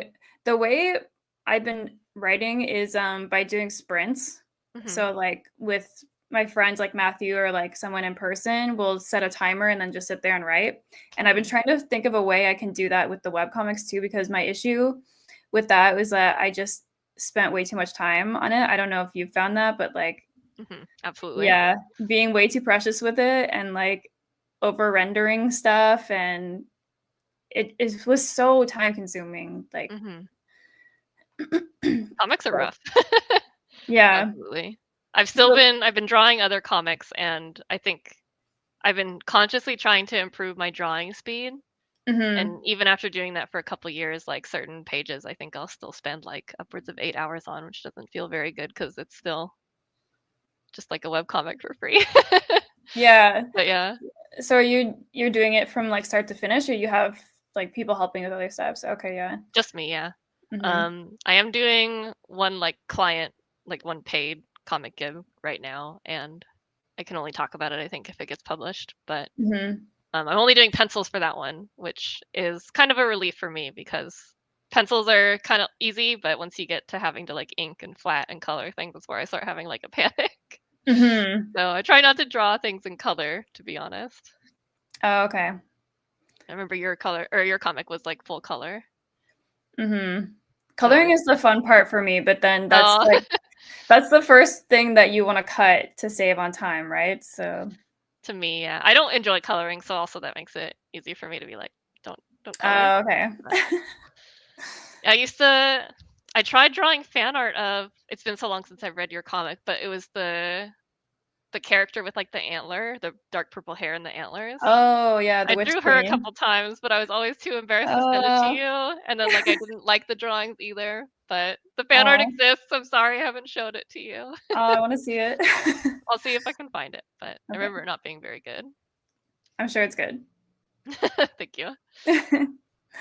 Alex said they are so time consuming. Alex, you're a artist also. It's so painful.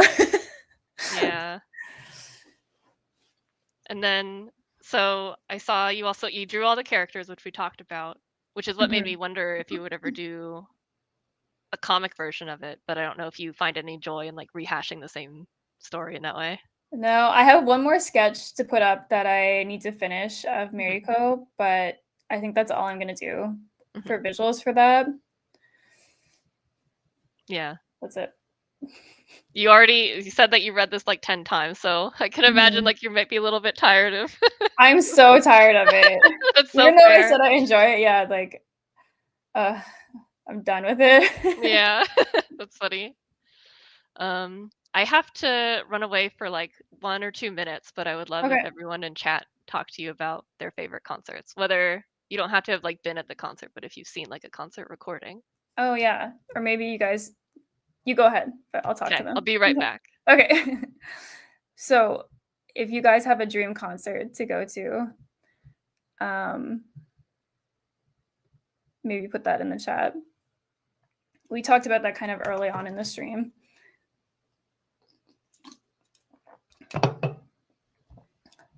Alex, hi, did you leave and come back? Um, but yeah, I am hoping to bring my webcomic back. And I am also, this is my last week of being unemployed, going back to work on Monday. I have lofty dreams of everything I can get done for the remainder of the week. Um, but I do have some album reviews I would like to record.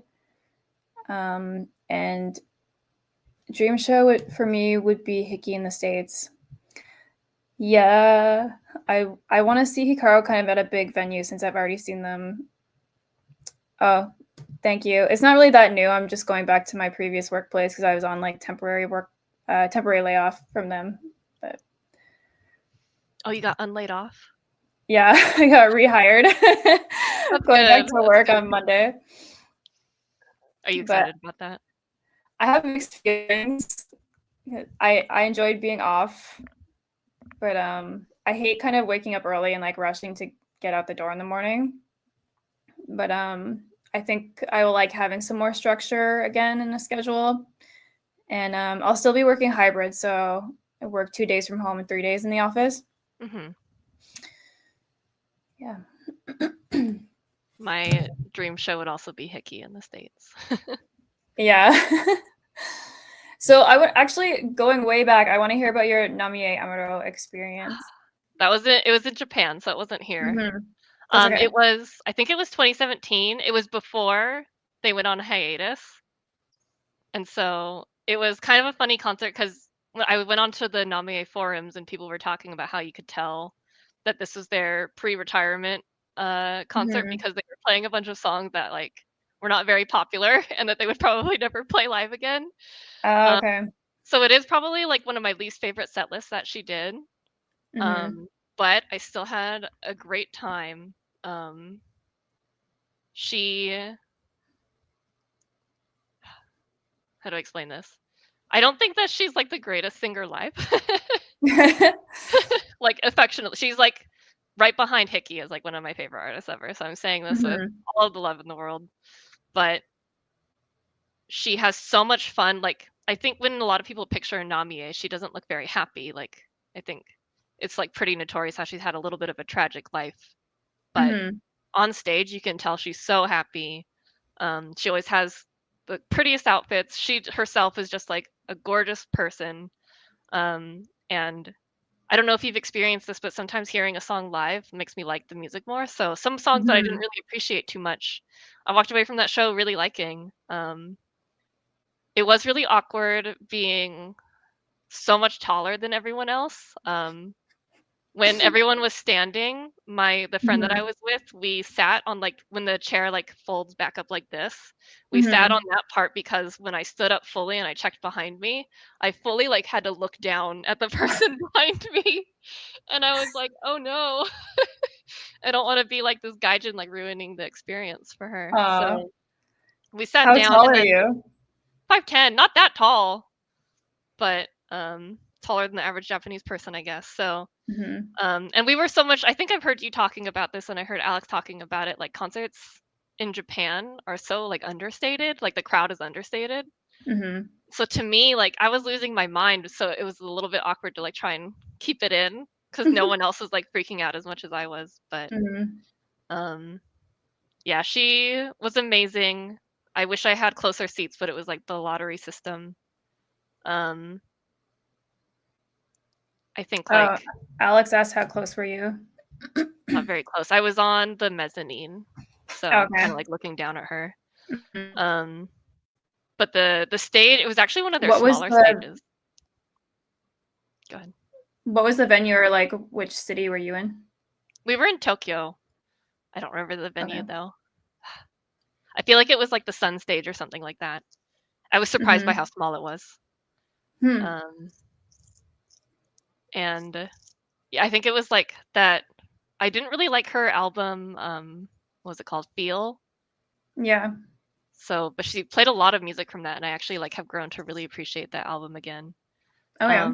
And then we were talking about concert merch earlier. The coolest concert merch that I have was there. They had these gachapon machines, and they Mhm. just had like little acrylic stands, like 1 or 2 inches high of her in like different outfits. And so I still have a couple of those. Oh, cool. But yeah, and all the clothes were really small, so I didn't really fit into a lot of them. But I Mhm. did get a hoodie and a shirt. Just don't wear them very often. Yeah. I don't And remember then ever seeing Namie's merch. you don't remember seeing it, you said? Yeah. It's okay. It's understated in the same way that I think Hickey's is. Um, Mhm. I think I know she's really into fashion, so I think she tries to incorporate kind of like popular patterns or like popular designers into her clothes, but that either pushes the clothes into looking really weird because it's like a very like high fashion design on a plain t-shirt, or Yeah. she releases things that are just like too expensive because they are like designer. So. And then um I don't think I have anything else to say about that. We did that, and then she also has like a handprint somewhere near Shibuya. Mhm. So we also went to that. I had the same experience at Name where that's like the only concert that I didn't cry at a lot because I was so Mhm. overwhelmed, and I think I knew like this is the only time in my life I'm going to see her. Mm. And I think we all kind of knew even then that she was retiring soon. So I was Mhm. just so overwhelmed that I wasn't crying too much, but didn't mean that I didn't enjoy it. It was a lot of fun. Yeah. So was it the 2016 I tour? think it was 2017. 2017? I think so. It's Okay. 2016 or 2017. I think that was like an anniversary tour. It was right before the anniversary tour. I Oh, would okay. have loved to go to the anniversary one, but yeah, it was she. I think the set list was so weird because it wasn't the anniversary tour. Oh, okay. So she's like, she played like Neon Night, Lipstick, and Hmm. that ballerina song, like these songs that I always kind of thought were a little bit ugly. Oh. And it was like, it was the year after she released Genic. So she had already Oh. done the Genic concert. Hmm. And then, so it was the year after that. So it was really awkward because there wasn't a new album. She was about to retire. So I think everyone's consensus was that was like one of the weirder and probably not the best concert, but beggars can't be choosers. I still had a great time. Um, I would do it again. I paid a lot of money because I'd missed the lottery, so I paid like some other service to like buy a ticket for me. And I Hmm. think the ticket restrictions were a little bit more lax back then because I know you can't like resell tickets really in Japan, but Yeah. I was able to back then. Hmm. Yeah, I'm jealous. Yeah, I'm jealous of everyone else that's gone to even more of her concerts. If I lived in Japan, I would have tried to go to like everyone. She's like definitely one of my favorites. Yeah. Oh. I had a Japanese teacher that went to see her back in the day in the Yeah. 90s, and she actually performed while she was like super pregnant. Oh, And she, yeah, my teacher said she ended the concert early because she had to like sit down. yeah. She's just like addicted to doing concerts, I think, because she would do a concert every 1 or 2 years. Each Hmm. thing had like upwards of 50 shows. Yeah. I think that's honestly why her voice sounds a little bit bad. Mm. Um, and she just always seemed like she was like she's always private, so I'm being a little bit parasocial when I say this, but she always genuinely seemed like so much happier on stage than any other time that you saw her. So Hmm. Yeah. And she also did really long sets.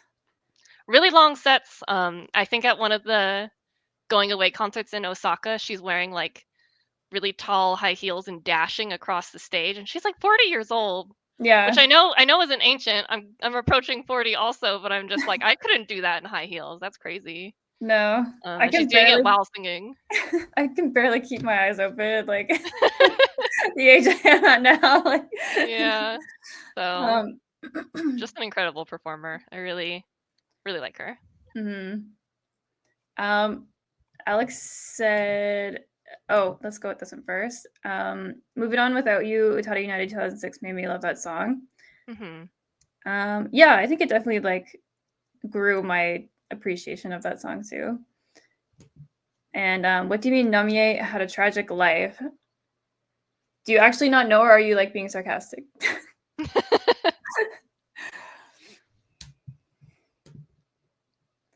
I think she like also because she's so private. It's always been interesting to me when people hate on her because I'm like she's literally never done anything wrong that we know of. Yeah. She just like had a sad life and Mhm. keeps to herself. Mhm. I guess I'll say it because maybe other people that might have never heard of Namie don't know, but I might get some of it wrong. I know. Oh no, now I'm forgetting. Do you know, Emily? I don't want to like misspeak. Oh, well, I guess well she started being like a public figure when she was like 13 or 14, Hmm. which is like people didn't think about it really back then, but we kind of know now is like pretty traumatic. And then she got pregnant and married when she was like 19. I think she was pretty young. Hmm. And then um her I talked about it with Quinn when I had him on, but her brother-in-law brutally murdered her mother. That's what I couldn't remember. I didn't want to like say the wrong family member, but yeah. Yeah, it's hard to you can't really find information on it in English. You have to like look up the translated articles, and then sometimes it doesn't properly translate the which family member it was, Hmm. because sometimes it just says like brother. But yeah, and so she had to go through this like horrible tragedy in the public eye and end up getting divorced. And Hmm. I think she took quite a bit of flack for sharing custody of her son, which is insane. Yeah, the standards But in that were super weird. Yeah, there's still kind of like a expectation in Japan, at least that I know of, where women are supposed to stay home with the kids, Hmm. even if you have like a good career and everything. So yeah, I think she just didn't really have the time to like process properly what happened, and like she probably had a lot of pressure, or maybe like imagine there's a lot of pressure from fans to Hmm. come out and perform and keep going with her career when I don't know, so much was going on. She was so young. Like, Yeah, she was so young, and like I think because she never got as popular here in the States, people don't know this, but she was like more popular than Hickey, in my opinion, in some like ways. She was so influential and so in the public eye, and her mm-hmm, music was everywhere. She influenced a lot of like culture in Japan. So she, I don't blame her for just kind of like fucking off after she retired, because she probably has never experienced this kind of privacy in her life before. for sure, yeah. It's kind of, it reminds, there's a lot of parallels to Hickey for sure. So it makes you like wonder how common this story is in Japan. I mean, it's not uncommon here in the States either, but it seems exacerbated there for sure. Yeah, I feel like she kind of opened the door for that generation of J-pop soloists too, Hmm. because there weren't that many in between like the Showa era, and then Namie was huge as a Yeah. teenager, and she like started all the big like fashion waves. Like she was a big part of like the early Gyaru Hmm. movement, and she was also mixed race. She's one quarter Italian. Hmm. So that was like a really big deal. Also, I think there after that was kind of like the era of anyone who was biracial or mixed could become like famous Yeah. in Crystal Japan. Now it's like Tang. it's really common, so it's not as like prevalent, I guess, where Hmm. um but yeah, she was very, very culturally impactful, I feel, Hmm. before IU and Hickey debuted. For sure. Because she started like in a group, and so I think her Mhm. transitioning from that group into being a soloist, like you say, like you said, was kind of like the catalyst for many things that followed. Mhm. Um, yeah, I think both her and Hickey seem to have like led such tragic lives in a lot of ways, and something about Namie that always struck me. And I don't speak any Japanese, so I might be speaking a little bit out of pocket here. But Namie is known for making kind of more like pop, like I wouldn't call it generic pop music, but it's not like, you can tell she's not putting a lot of herself into her lyrics. And to me, it felt like Hickey was processing a lot of their trauma through music. And so I always Mhm. wondered, how did Namie do that? Because she was singing songs Yeah. like "Want Me" and Yeah. "How to Be a Girl" while a lot of Mhm. this stuff was going on. So I'm just like, I wonder. I hope she had a good support system through that. So yeah. Yeah. Definitely, it's a lot to process at that age. Hmm. Oh, Alex, you didn't know any of it. Okay, sorry, I wasn't trying to be shady, but It's like that's the other thing, is it's hard to find information on Namie. I was trawling through some old photo archives, and it was so funny to me. Like there's pictures of Namie with like the Clintons, the U.S. presidents, the Clintons, and like Mariah Carey. Like you can see her Mhm, in the background of like several international and American like music shows. Um, I mhm, think like I remember reading an interview with that producer Zed. mhm. I know he has a bunch of popular music, but I can't think of a song on it. But he worked with her at one Yeah. point, and he had like Mhm, nothing but praise. He was like, "She's so talented. She's so hardworking." Like he talked mhm. about how a lot of pop stars will have someone else do like the backing vocals, but she does all of her own. Okay. So I think like you really have to trawl to find information about her. Yeah, because she rarely did interviews too. Hmm. I was part of her fan club for a bit, and they would have like the monthly newsletters, and every so often like just the 1 minute of BTS footage from a music video and nothing else. Mhm. I was like, why am I paying for this fan club if you're not gonna show me more? But I was being a little bit greedy, I guess. It was kind of the same in Kodakumi's fan club as well. Oh, were you But in that too? yeah, I was in it for a couple of years. What kind of stuff did you get from it? It was kind of the same, like occasionally would post just backstage stuff or but like Kodakumi is so much more outgoing.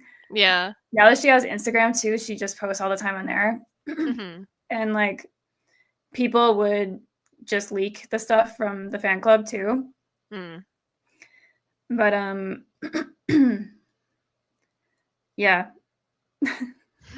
no more. It was too I wish expensive. I got more into Kodakumi. I think like I Mhm. like her music, but I don't think I hyper fixated on it. Not because of anything that she did, but Mhm.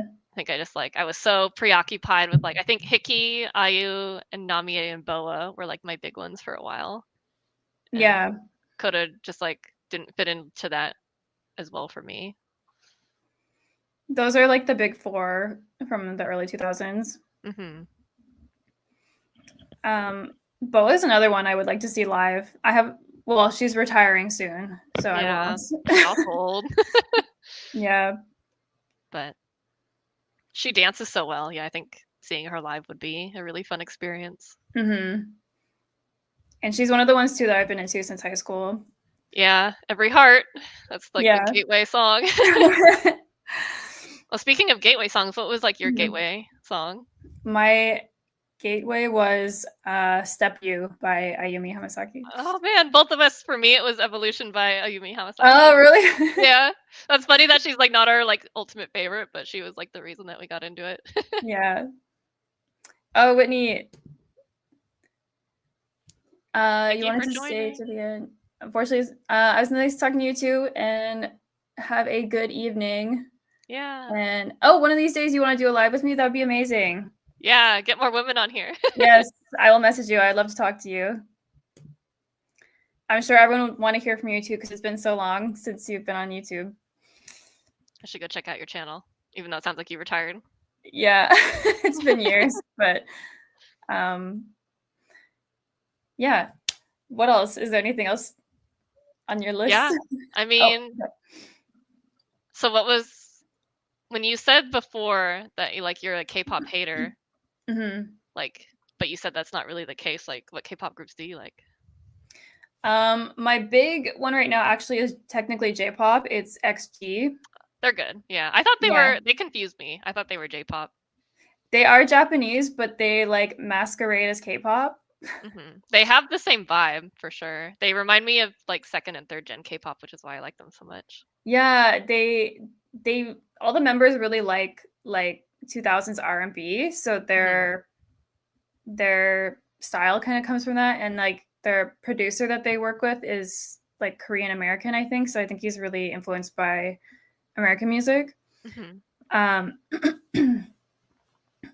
but yeah, I really like 21, and I think just like I, the stands for like the really mainstream K-pop are so vicious that if They you are. disagree with them, or like I really liked Blackpink when they first debuted, Hmm. and then they really majorly fell off, and I guess you're not allowed to say that in that fandom. Yeah. I got torn apart one time for critiquing Jenny, and I was like, this isn't uh, worth it. I don't like yeah. going into this. Like their solos right now are so boring, They are. It's but a they're little bit like huge. crazy. Well, I liked APT, but Yeah. I didn't realize how I don't really listen to the radio, but because we were Mhm. moving, I got a free subscription to Sirius for like 3 months, that Sirius FM service. Yeah. And it was on that radio all the time, and I was like, "Whoa." Yeah, I know. I didn't I realize hear the it song here was all so the time. popular. Mhm. Um, but yeah, I have a lot I could say about Blackpink. I don't know if we want to turn this into a Blackpink conversation, but yeah, I think like it's interesting how Blackpink and BTS like made K-pop so mainstream, but in doing so, they also made K-pop. I'm gonna sound a little pretentious. They made it sound really mainstream too. Like the Mhm. reason I've always liked J-pop and K-pop is because I like Western pop too, but it's a different sound between K-pop and J-pop, or at least it used to be. Um, and now that K-pop sounds so homogenous with Western pop, it's lost a lot of its charm to me. Mhm. So, but Nox.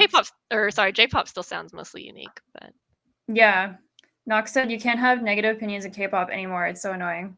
yeah, it used to be bad back in like because I also liked Girls' Generation, and that was Mhm. always kind of annoying. I liked 21 more, but being on like both sides of that like fan war was annoying. And that was Mhm. back in like 2010, and it's gotten like 20 times worse now. So, Mhm. The thing with Girls' Generation too is like even the fans scrutinize them so deeply. It mhm. was so different than now. Like I remember a post in the Tumblr days where like people compared side by sides of this like dance move where they like kicked one leg up and then Mhm. like labeled each of the members' names on their picture of their like leg kick and like Oh my rated god. them for like how hard they're trying. Yeah. Which is But now funny it's because you like can compare that to like Blackpink, and it's like all of the Girls' Generation members should get gold stars in mhm. comparison.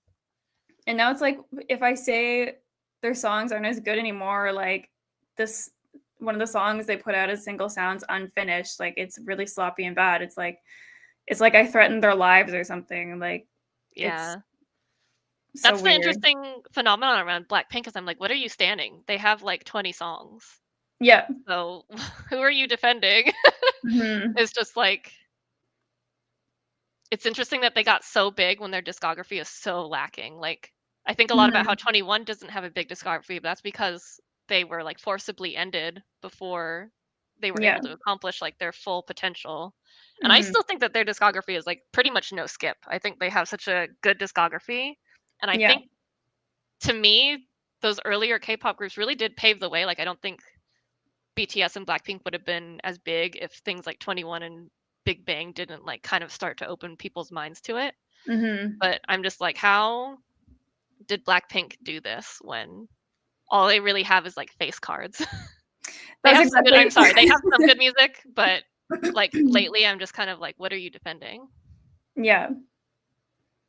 But yeah, I agree, Utada, that Blackpink is a cosplay of 21. I think that's what hurts the most about Blackpink to me. Yeah, there was like a big war over that too. Like are they who are they like SM or JYP or like They are YG. they're YG. Okay, yeah. It's So like YG, yeah. the the whoever the guy is behind YG came out and said like he's very excited after 21 disbanded because his next girl group is actually pretty, like He was so implying mean to them. that 2NE1 is ugly, which is so fucked up.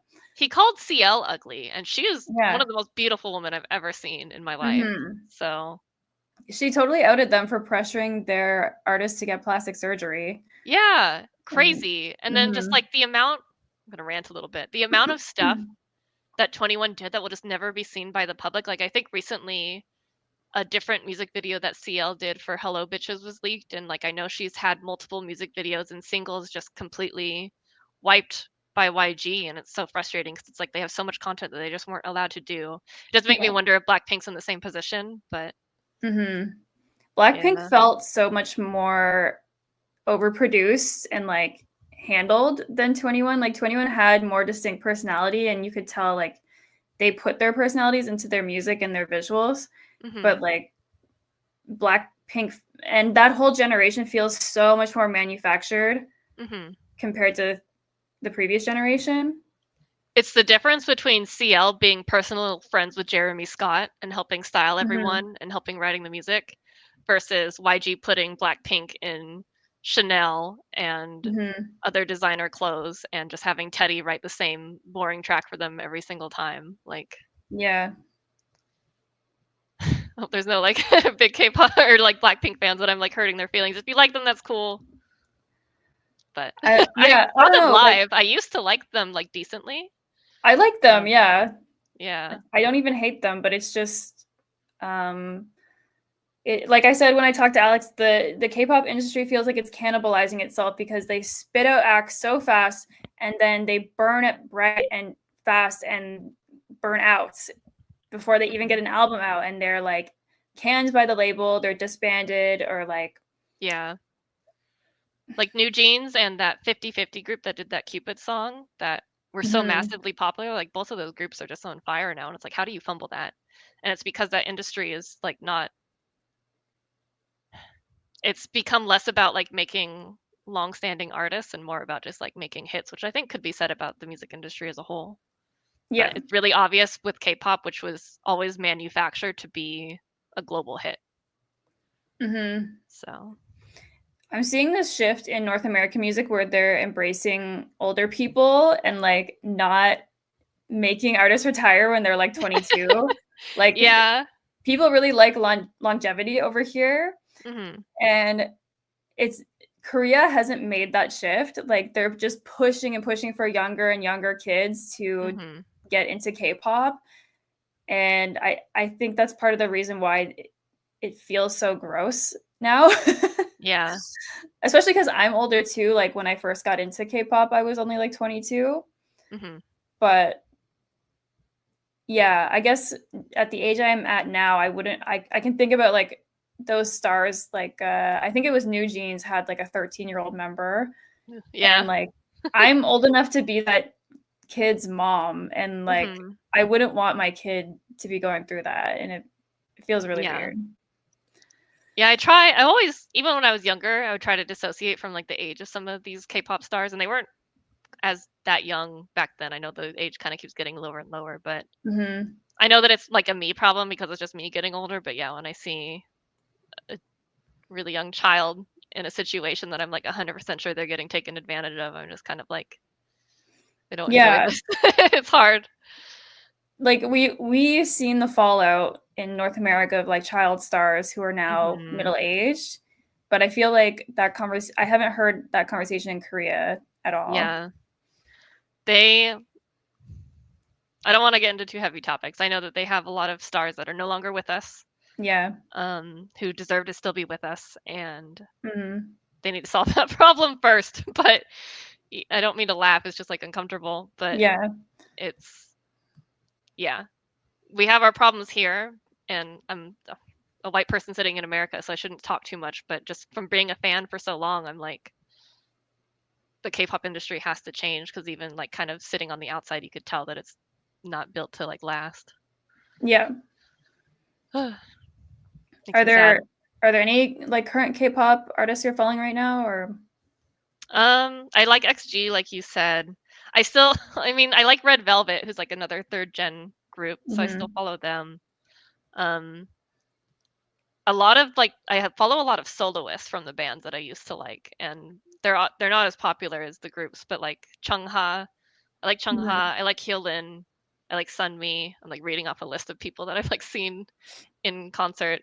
Um, I used to really like Big Bang, Oh, and yeah. so I also like, I've seen GD live, I've seen Big Bang live, and I saw that GD has, like, a new album, but something about it feels a little bit having a little bit of a hard time enjoying them as much as I used to. Mhm. But yeah, um, I got to see Amber from FX live Oh, once, and that yeah. was cool. But yeah, so mostly, like, older. I feel I feel like I'm turning into the thing that I always used to hate when, like, older people were like, "Oh, music just doesn't sound like it used to anymore." Mhm. Um, and I don't necessarily think that, but sometimes I look at how I'm only listening to, like, older music, and I'm like, I'm becoming that thing. Yeah. So I wanna get into new music, but something about the last 5 years have, like, shifted my relationship to music in a way that bums me out, and I hope that it shifts back sometime. But Mhm. something about losing the commute, something about losing, like, just sitting in an office listening, like, having my headphones on so that people wouldn't come and, like, bother me, and, like, Yeah. listening to music there, like, I lost a lot of those moments which is where I would listen to a lot of music, and then I think a thing I Mhm. did a lot back then is I would hyperfixate Yeah. on these groups constantly, so I'd have, like, the same song and the same album on over and over again, and lately my music listening habits is more like, I like the songs and I'll put them on, like, a playlist, but they're all just kind of like background music sounding to me. So, Okay. So is that what you're listening to when you're drawing nowadays? I can't listen to music with lyrics while I'm drawing because it distracts me. Oh, really? So, yeah, that's another issue is because I'm not doing, like, the video game work anymore, and I'm doing work that I have to, like, focus a little bit more with. Mhm.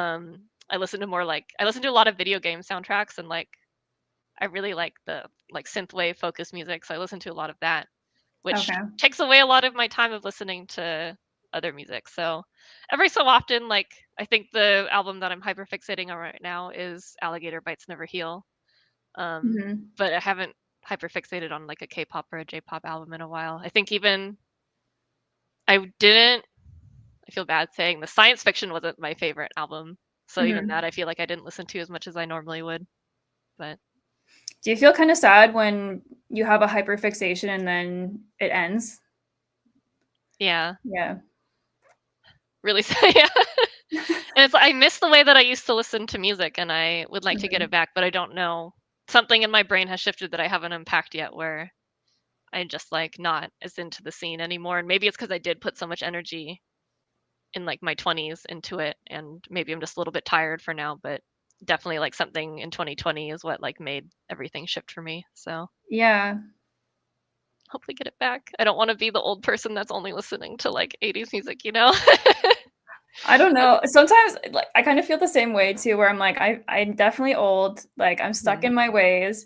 I don't have the energy to try new things. Mhm.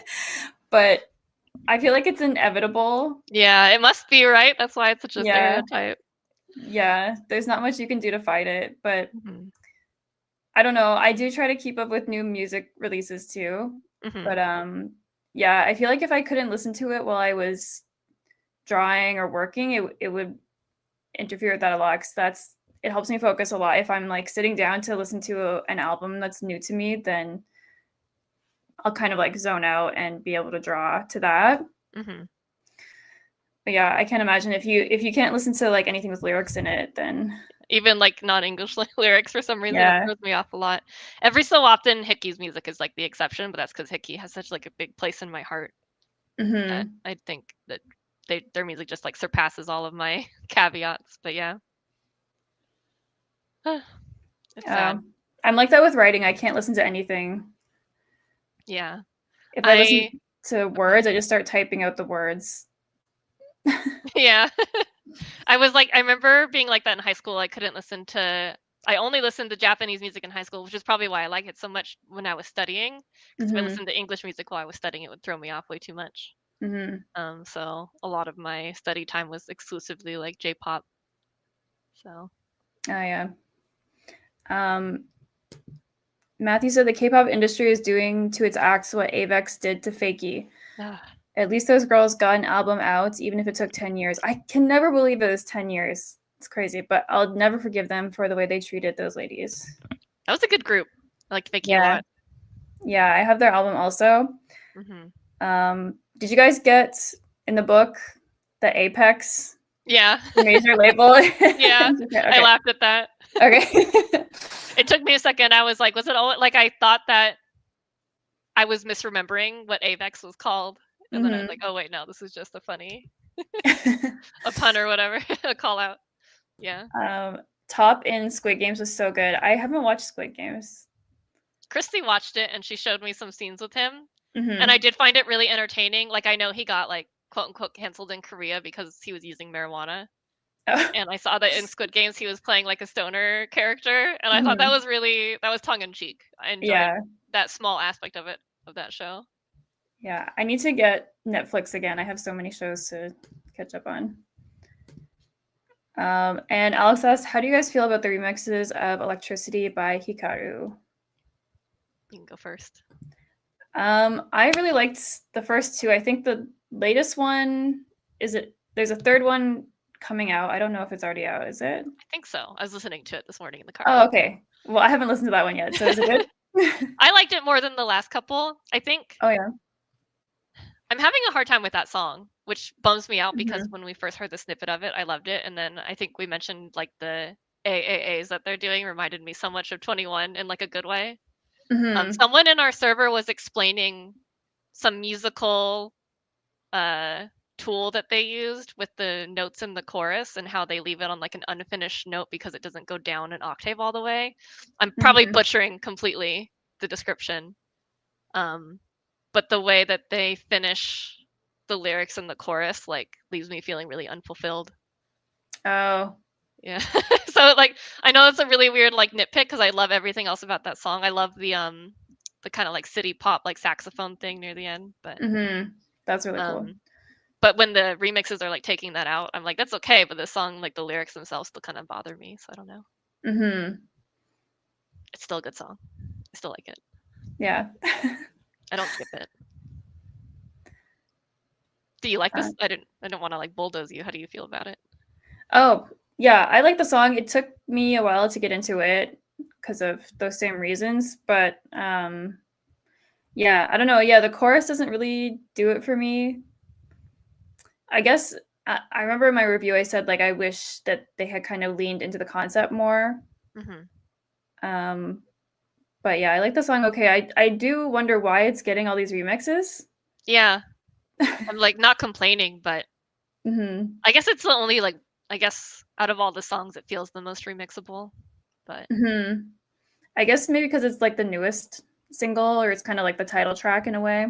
hmm But still, like 3 remixes is kind of like, but I don't yeah, know. I it like makes me them. think of the like back when Exodus came out, that had like 2 or 3 different remix albums that were just like the same song like 7 times. Hmm. And I remember really liking a lot of those, but in the same way that music has shifted me for me in the last 5 years, I think in the last 20 years I get a little bit bored of like the remixes if they're not doing something like super unique with the song.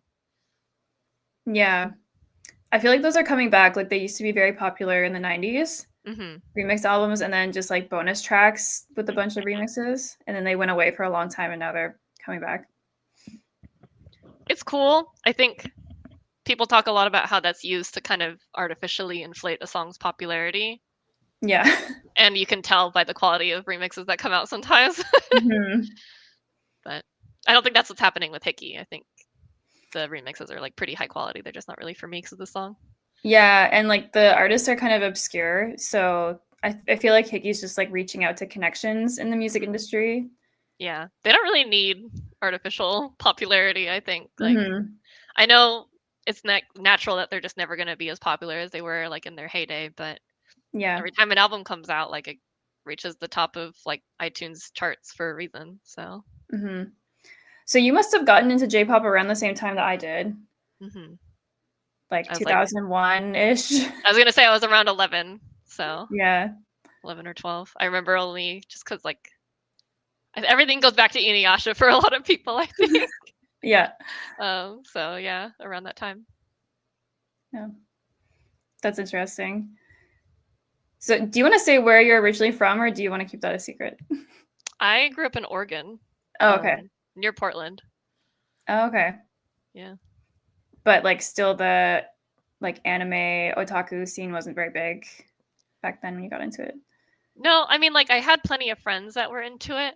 Yeah. Um, but I think like I don't want to say I grew up in like a small town, but like a smaller town, like there wasn't an anime convention. If I wanted to go to an anime convention, Portland was like 2 hours away. Hmm. Actually, I don't remember. I remember the first time I asked my parents to go to one, it was in Seattle. So that would have been a lot farther Okay. away. I don't remember there Hmm. ever being one in Portland, but there probably is now.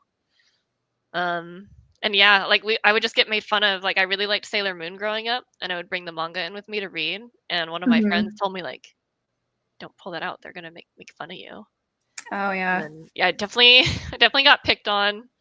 Not Hmm. like don't feel bad for me because I was a bitch too, but like people would pick on me for like the anime and for the Hmm. J-pop and also like video. Like I was one of the only girls that like played video games or whatever. Yeah. So I definitely got like a lot of shit for that. Hmm. How about like how was it for you?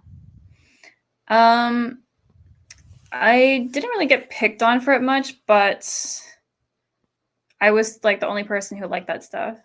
Hmm. It's And isolating. yeah, I did get picked on for being like scared of like like horror movies and stuff. Like Oh. 'cause I watched cartoons all the time, so Hmm. I was like immature compared to my peers. Mm. Now that stuff is so And popular. yeah, and I don't know. I guess like I talked about it before too, but like my parents would be like, "Do you actually like this stuff?" Like I'd be watching Sailor Moon like in high school when it was like reruns for Hmm. decades, and like my mom would be like, "Do you actually like this? Like it's so stupid." And I was like, Oh yeah, my mom would "Yes." be like me about it too. There's a unique kind of Yeah. like um it stays with you when your parents make fun of what you like. Mhm. Yeah. But you know what's so funny is right before I got on the call with you, my dad called me, and he just got home from a trip to Japan. Oh. And like he and his girlfriend went to Japan for over 2 weeks because of me, because I always talk about it. Wow, that's a long trip. Yeah. What did he do? They stayed in Tokyo for like 5 days, and then they took a cruise that went like all the way down to like Kyoto. They stopped in all these places along the way, and he even went over to Busan in Korea. But I only talked to him for like 10 minutes, and I was like, can I call you tomorrow? Because I'm getting on a call with someone else right now. Yeah, I was gonna ask how he enjoyed it, but you can fill me in later. Yeah, That's no, cool. he said I really liked it. He like texted me a few pictures so far. So, Nice. but yeah. So I'm gonna take a step back. You said, oh, sorry, I saw Matthew say they're heading out. Oh, bye, Matthew. Thank you for Bye. joining us. You said that you watch a lot of cartoons. I know didn't you also work on cartoons? You worked on. Yes. I don't know how much you want to keep a secret, so I won't say it unless you want to. But Yeah. No, I went to school for animation, so I've been working in animation for over 15 years now. yeah, wow, that's so cool. Other than this past stint, I had Doesn't count. Not 4 your months fault. off. Yeah. And like several years ago when I launched my webcomic, I had quit my job back then too, so I was off for like 6 months at that time as well. But no, I worked on Hilda is like the most well-known one right now. The On backgrounds in that show are so pretty. Oh, thank you. And like a bunch of like stuff for younger kids, so people don't really know it. But I worked on some adult stuff too, like Ugly Americans. Nice. And Brickleberry, I worked on briefly. Wander Over Yonder. Jake and the Neverland Pirates, I worked on for like 3 years. I worked on the Mickey Mouse shorts. Okay. I forget the official name of that. It's like The Wonderful World of Mickey Mouse or something like that. But that was weird because one time we went to Japan, me and my partner both worked on that.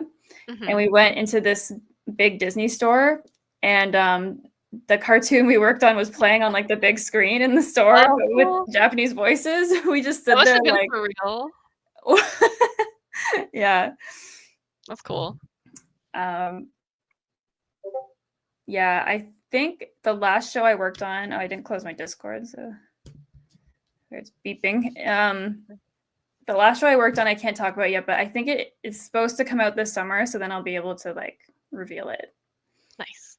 Yeah. That's so cool. You worked on so much stuff. Yeah, it's been so long that Yeah. I can't remember all of it. So you've been in the animation industry like through all the ups and downs. If you've been working in it for so long. There are ups, right? There were, so hopefully they come back again. Yeah, I hope But so. I want to be like my own boss eventually and just be like a full-time author and artist. And my partner, if anyone's still watching, says we have 7 viewers, but if you guys want to subscribe to my partner's channel, it's called Premium Fantasy Studios. And him and his friend are independently making this series called Wizard and Champion. And they do all of it themselves. Okay. And I run their social media for them. And they're going to be at Taffy this week, which is the Toronto Art and Animation Festival, something international. It's like TAAFI is the acronym. Okay. But it's a big like film festival. That's exciting. Yeah, Wizard and Champion is going to be airing there. And are you going to it also? No, I'm staying home. Okay. Fair. So I'm their aim with that is to like take that full time eventually too. So they have a Patreon, and yeah, basically we just want to be like independent and stop making stuff for other people, because it just gets to a point where I'm sure you had this in video games too, and comics, where the clients are just so insufferable, and like the producers, the money people, like they get to call the Mm-hmm. shots, but they have no idea how any of the pipeline works, or like, Yeah. yeah, it's tiresome. Mm-hmm. And then I can't imagine just like the industry being so volatile. Like Mm-hmm. you can't lay yourself off. So it would be nice to work in a way that you could be more independent for sure. Mm-hmm.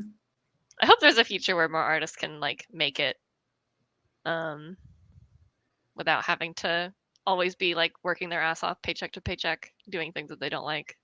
Yeah, I saw someone's reel the other day that was like, I got tired of working a 9 to 5, so I became an artist. Now I work all the Yeah. That's time. how too. That's also why I feel like I don't listen to as much music because now that I'm doing art full time, Mm-hmm. just like constantly drawing.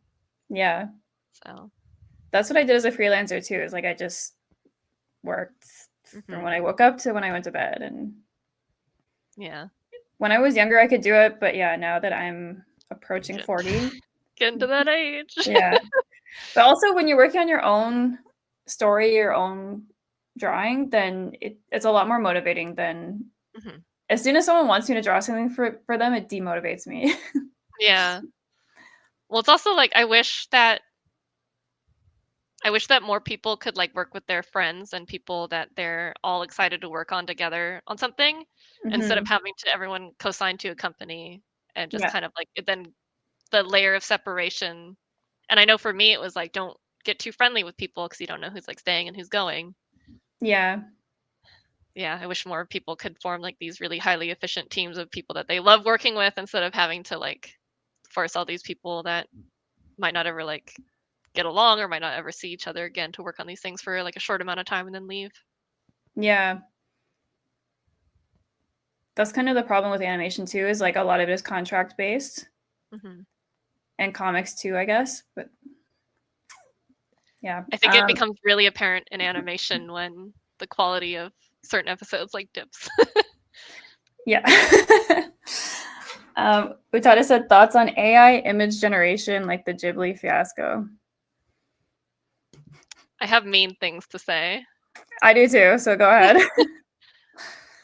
I don't want to be, well, I don't know. I have been trying to stop being nice to people that use AI because I just think it's Hmm. such like loser behavior. Hmm. So I'm gonna sound a little bit snippy, but I think it's so. I think what's really destroyed me since AI image generation and also ChatGPT have started becoming so popular is people's willingness to give up their taste and quality in exchange for convenience. Hmm. And I think if I'm going to be super blunt, I think the Ghibli one specifically, like, it's sinister. It's such a bastardization of everything that Ghibli has ever like done. Hmm. And it really shows that people aren't willing to critically engage with art. They just like the aesthetic of art. Yeah. Um, and I think it's also really telling that they are making that like the White House like Twitter account is making like Ghibli images of immigrants getting like deported. Like I They think people did? that are yeah, it's fuck don't look at the White House like Twitter. It's Oh like my God. it is absolutely it's sinister, it's evil. There's like yeah, I don't have any I can't like I'm laughing because it makes me so uncomfortable. Like Yeah. words cannot describe how like absolutely evil like the way that these things are being used.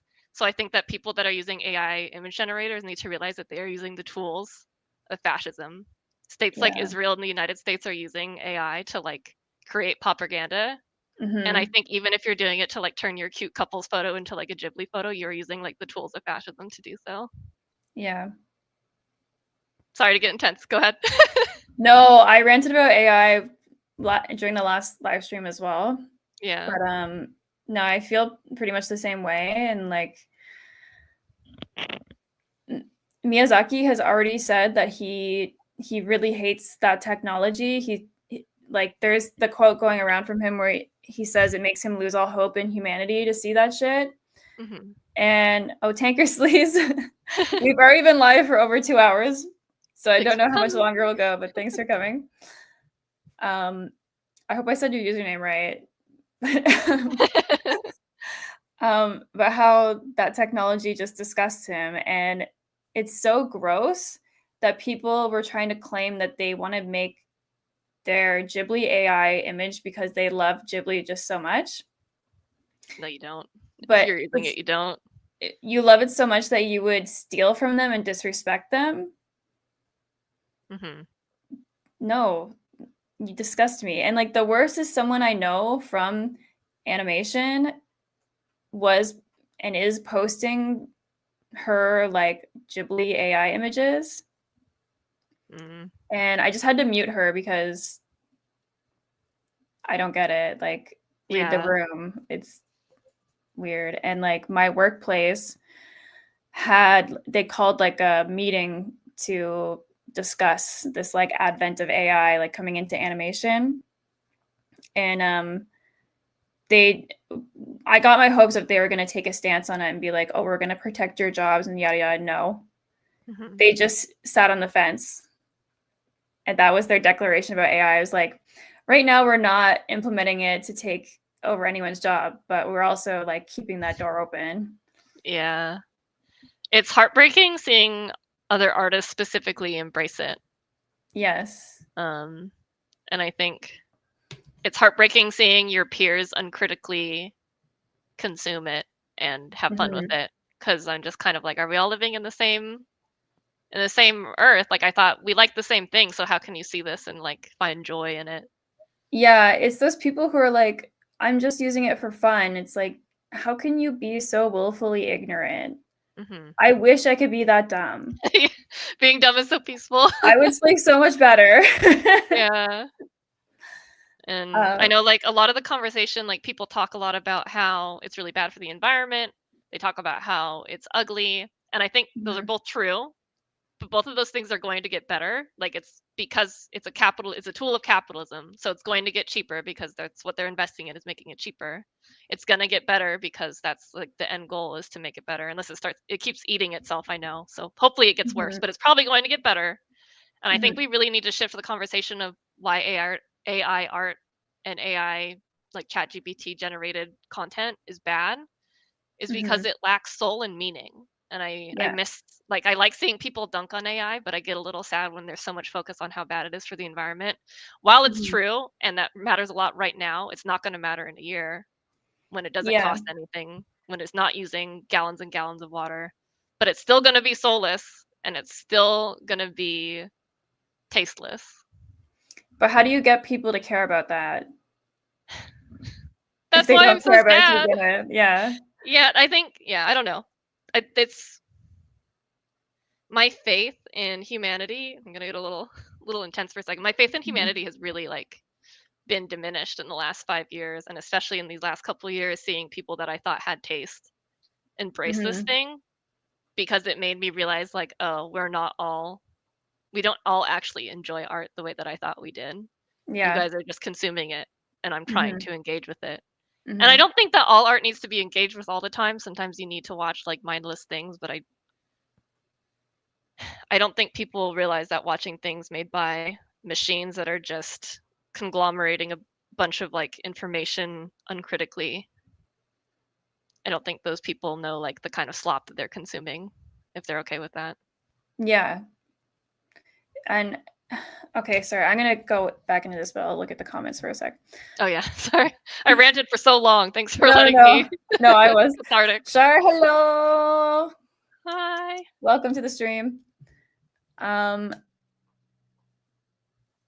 yes, Christy, it's awful too, where there's been a few instances of known artists passing and people use AI to generate tribute art. Barf. Oh yeah. Yes. I think about U.S.A. I don't remember. There was an artist that passed away from like cancer, and Yeah. she always like really like drew a lot of stuff about like caring for the environment. So seeing people use her art and AI was like, I didn't know what's people going were on? doing. No, I knew of her too, and like, I was so devastated Hmm. when she passed. It was awful. Um, oh, wait, yes. Tankersley says AI sucks ass. Sorry, not sorry. Can I pin this? How do you pin comment? Um, yeah. I've lost faith in a lot.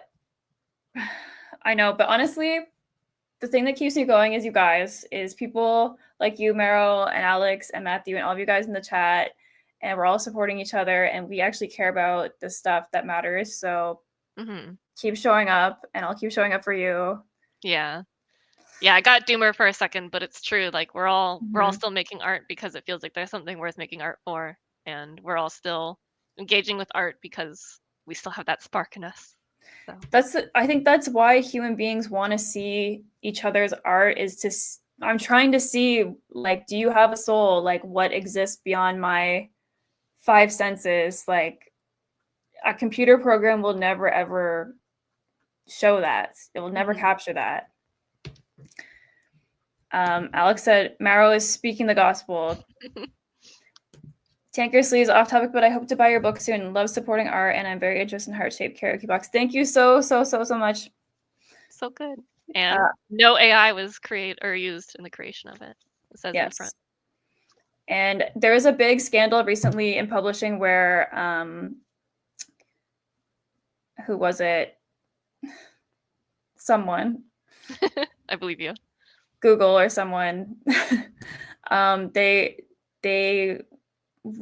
basically, I don't know if they got caught or they just said it out loud, that they used millions of published books without permission to train an AI.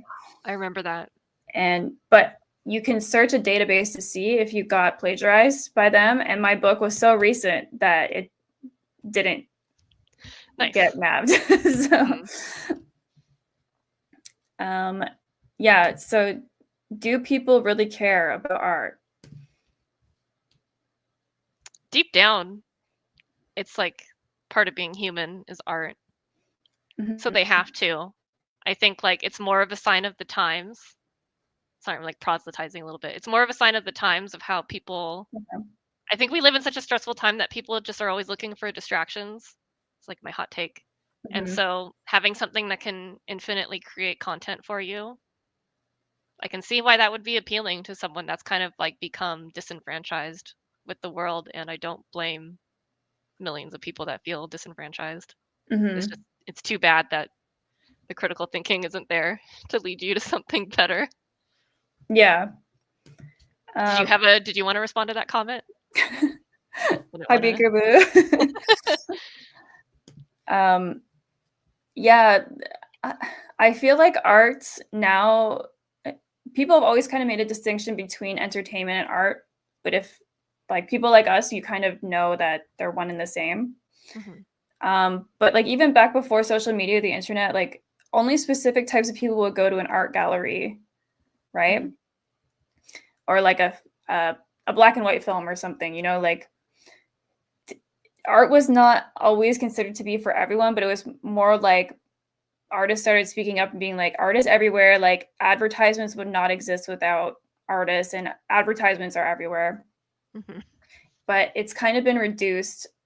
Everything's been reduced to social media and like how fast people scroll on Instagram and TikTok. And even I find myself doing that, where I'm like scrolling on my artist TikTok or artist Instagram, and where I'm like, I should stop and actually look and like zoom in, but I'm just scroll, and it's super fast. And I think about it too when I'm drawing, when I'm like, am I going to post this on my Instagram? It's like I'm spending hours on this, and I'm just praying someone stops and looks at it for more than 0.4 seconds. Right? Guilty of the same thing. Yeah. It's all about the convenience and consumption. And yeah, I think everything just moves way too fast now. I don't really know what's going to happen, but I think a lot of people like to talk shit about like Zoomers and Gen Alpha, but they're kind of overcorrecting where we're at right now too. A lot of kids are like, they want to have a dumb phone. They don't want to have a smartphone, or like they're a lot more conscious of their screen time, and they kind of give me hope too that they are going to reverse the current scenario that we're in. Instead of driving it all the way off the cliff. That's what it looks like right now. Yeah, I agree with you. Tanker Sleaze says, right now I'm working on producing demos For myself, and Hickey's album Exodus is such an inspiration given that they produce the majority of it. However, with the AI shit going on these days, yikes. Well, good for you for working on your own thing. No matter how it turns out, like, you're doing something. Mm-hmm. And I want to bring back physical media and buying music instead of streaming. The internet and AI stuff happening upsets me so bad. Yeah, I think there's something really to be said about physical media still. I haven't bought like movie DVDs or show DVDs in so long. And then when I lost my job, I like cut off all my streaming. Mm-hmm. So now I'm like actually buying certain things that I really like and I tend to rewatch. It's more affordable than streaming. Mm-hmm. If you look at the total amount that you would spend on a streaming service in a year. Mm-hmm. And you never know when that thing's going to go away on the streaming service either. For sure, yeah. I know like a recent thing, like when that Voltron, the like 2017-ish show, Voltron Legendary Defender, like the last season of that show never came out on DVD and it got removed from Netflix. So Oh, it never came out. yeah, for some reason the last season never did. So it's stuff like that. Like that's just one example of things that if you're not careful, it could just go away. I also like I pirate a lot of stuff. I try to buy a lot of stuff too. But like I also when I really like something, like I have a lot of movies that I own physically and I also pirated just cuz yeah, it's worth it to have like backups of these things. I'm too scared to torrent stuff anymore. That's fair. It's like gotten a lot weirder, yeah. VPNs don't actually like mask your IP the way that they used to.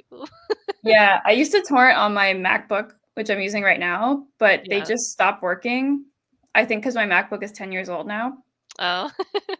And then I also have a Windows desktop, but I have to use that for work, so I'm too scared to Don't do that, yeah. yeah, download anything Weird on things that. happen. But yeah. My hope, if I can end like the AI discussion on a hopeful note, is that the pendulum is swinging, and I think we're still swinging really hard into AI. Not like willfully. I think most normal people are starting to see that it's lame, but a lot of Silicon Valley is still obsessed with it. So this pendulum is still going towards AI. I think at some point it's going to swing back. I think the reason that I'm trying to be less nice about AI and kind of like trying to like couch my like criticisms of it when I'm talking to people about it is because I think it should be considered loser behavior to use it. I think the reason people are so like okay with using it is because they don't see it as cringe. And I think at one point we have to like make it really clear that it's like cringe, and admitting that you use AI out loud is like something that you should probably take to your grave. So I think we're going to get to that point someday. I think like people are seeing that the investments in AI aren't really working. AI's end goal was never sustainable anyway, and I think as we descend into like fascistic chaos, people will be craving human connections more than ever. And so that pendulum's going to come back. It's just a matter of when. But until then, it sucks for sure. Yeah. People don't like being called weird, so we gotta It's true. If you remember around the holidays, Coca-Cola came out with an AI gen commercial. Yeah. And it just made me realize that, like you're saying, exactly what you're saying, capitalism and generative AI are directly linked. And generative AI is like the throbbing whitehead of late stage capitalism. Absolutely.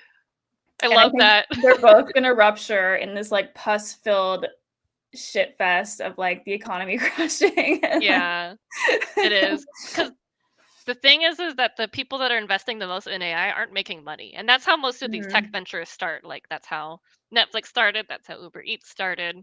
That's how like League of Legends started. Like none of these things make money when they first come out. And that's the point. And there is just no way to make back the money that's being spent on AI right now. I'm not an expert. Maybe I'll be wrong, but I'm 90% sure like the end goal of AI was never sustainable in the same way that the end goal of NFTs was never sustainable. Like yeah. it's gonna cannibalize itself. People are gonna find it tasteless. People aren't going to be able to afford it because it's starting to like it started open source. That's how all these things start. Then people start charging for it, and the people that were using AI were never the kind of people that for the most part, wanted to spend money on it. The whole point of it was that it democratized art and made it like accessible and cheap. And it's gonna stop being cheap Mhm. at one point. Yeah. Oh, Tankersleeves, you missed that conversation. We talked about this like a while ago. I got bullied so bad for liking anime and listening to Eastern artists. Now everyone fucks with it. And the people who bullied me are suddenly fucking with it. I know. Yeah, we were talking about being bullied. Yeah. They Uh, should not be your friends still.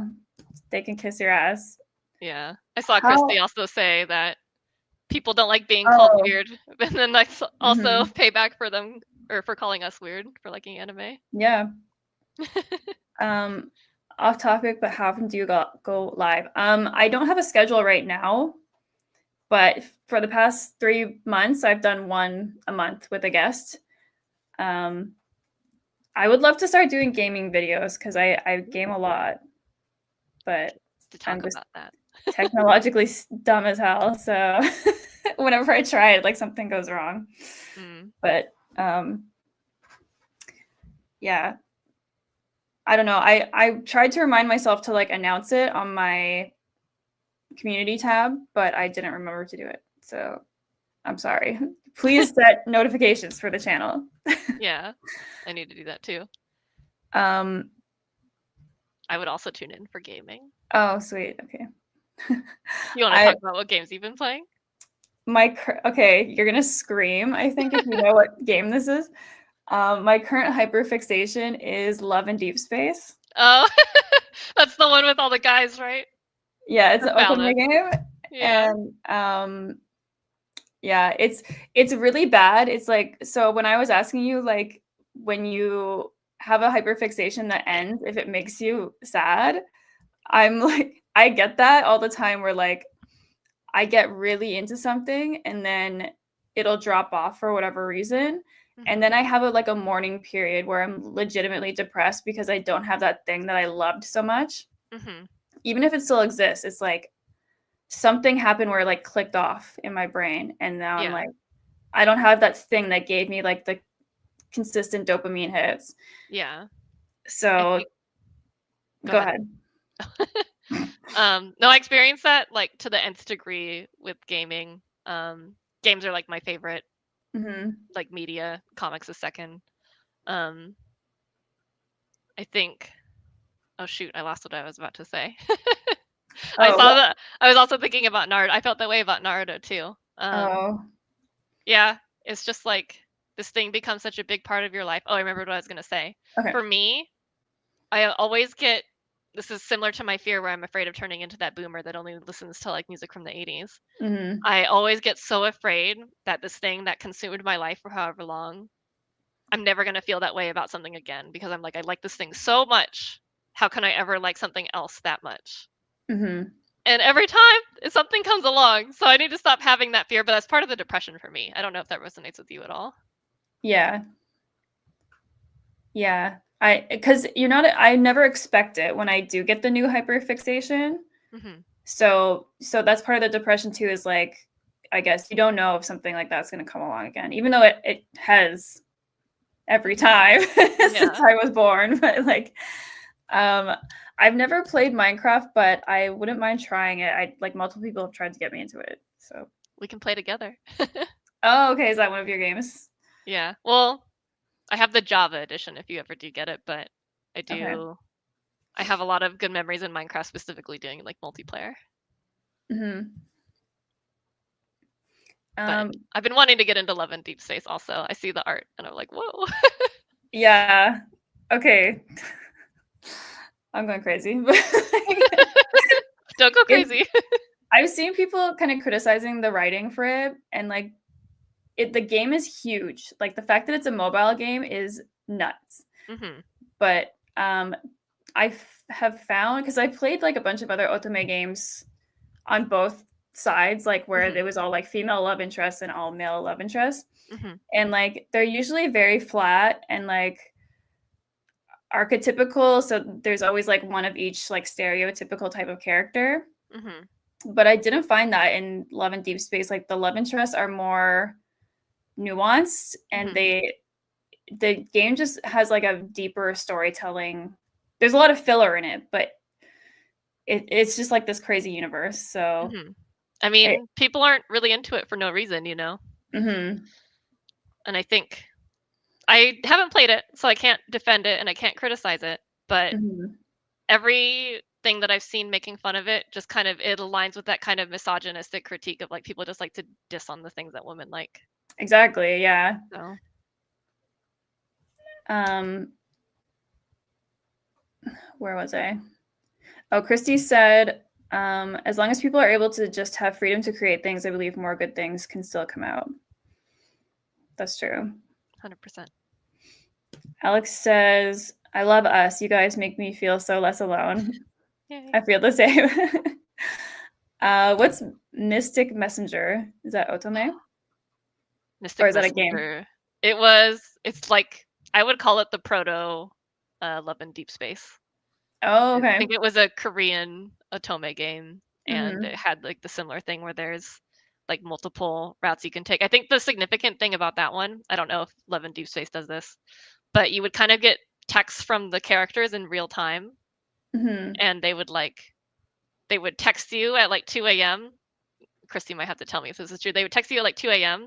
and if you weren't there to get it, you don't get to like pursue that like content. Like you have to kind of like Oh. be on it when they're on it, like they're on it. Oh, wow. That'd be so Yeah. stressful. I'd have my That's phone why up super loud while I'm sleeping. I've I haven't played it. I got the sense that like they didn't make it impossible to still like see a lot of the content, but yeah, I think the big Mm-hmm. allure of that is it felt really like real because so much of it was happening like you didn't get to like do some of the things just whenever you wanted. You have to like be there at certain times. That's crazy. I hope I didn't just like totally misspeak about that game, but Oh, well, it's just a game. yeah, I haven't played a lot of mobile Otome games, but I got really Mm-hmm. into oh no, what was it called? Shinsengumi, I think was like one of Mm-hmm. them. Was like a really big one. But that was only on like PlayStation, I think. And then I played Hamlet Machines like Otome game. I don't know. It's more of a Oh. VN, I guess. And then I played a lot of like itch.io like Otome games, but I haven't played any of like the mobile ones. Okay. But they're cool. Like people they've always been at the center of like stupid comments about, oh, this is so cheap. And it's like you're Mm-hmm. just looking to criticize things that women broadly enjoy. Yeah. Because you said there were time locks and collectively many people lost sleep. I do think you could pay for it somehow. Oh, so they put the good stuff like behind a paywall. Yeah, it sounds like it was either a paywall or like you had to be up at like whatever time to get the Uh, text. But people Love were and obsessed with that game. I'm glad I wasn't on it because I probably would have been one of You those people.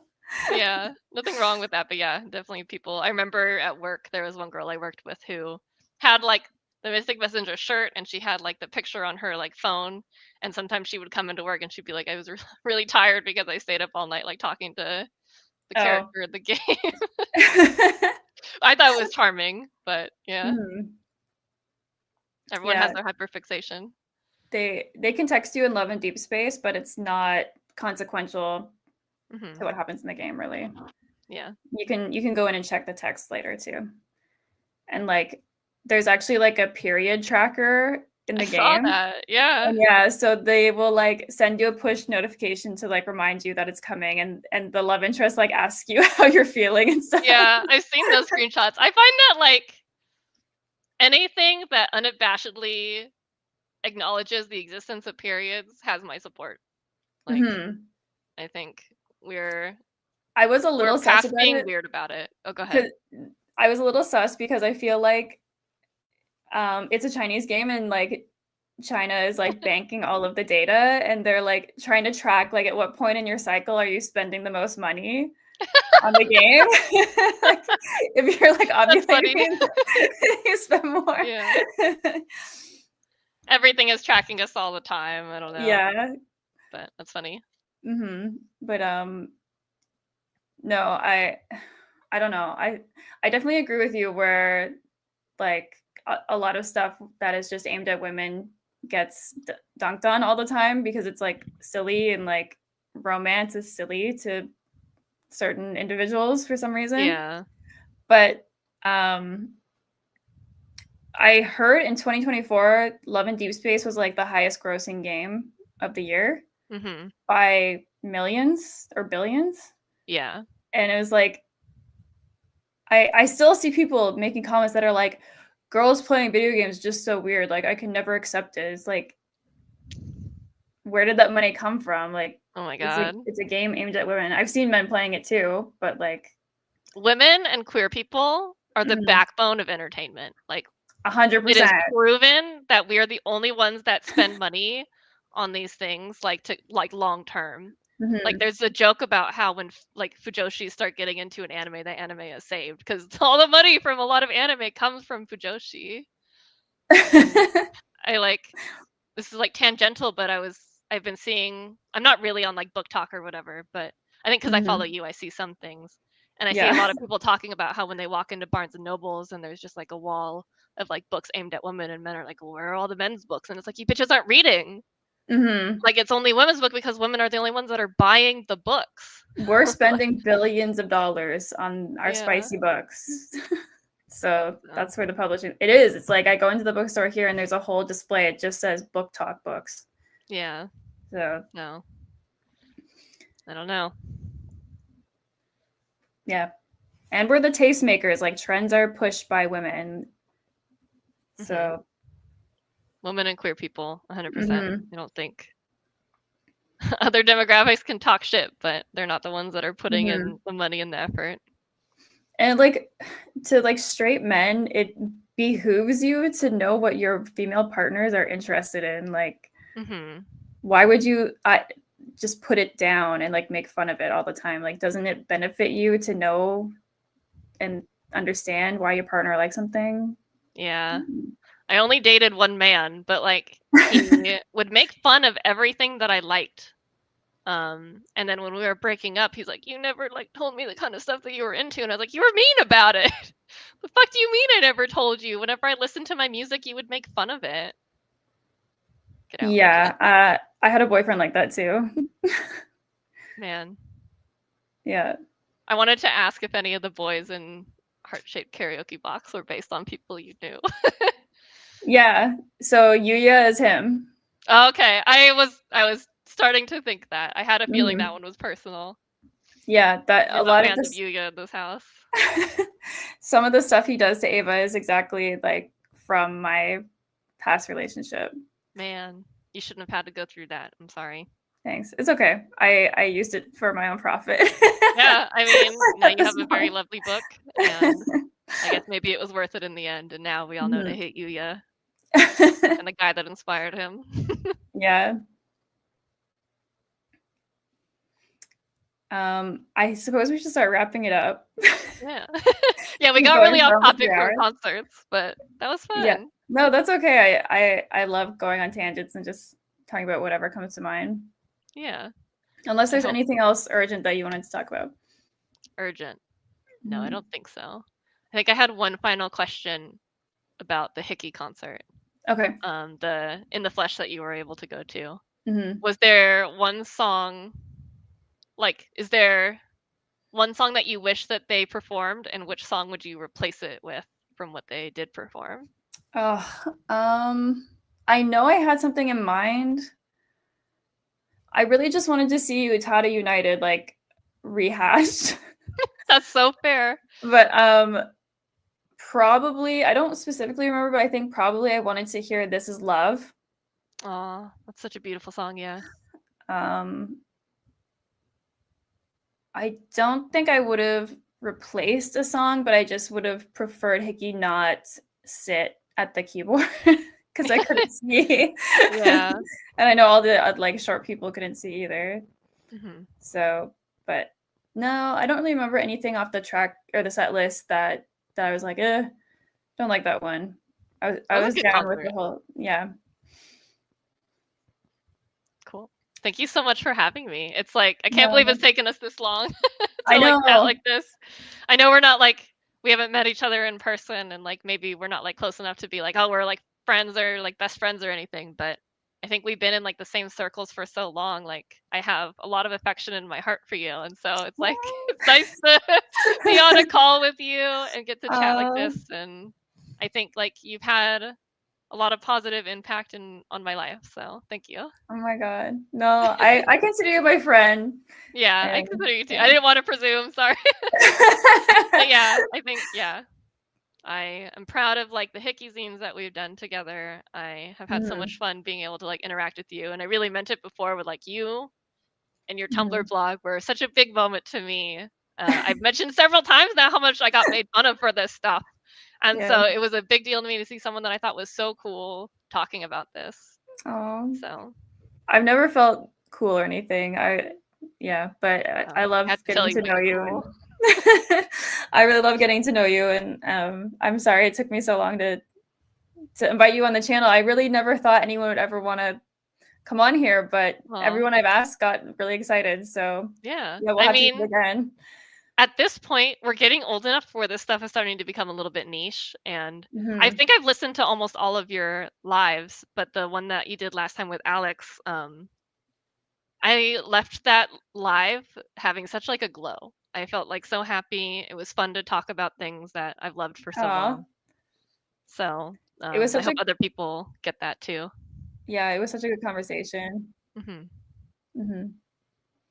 I think they do. Yay, I'm glad. And I'm excited to tune in for the next one.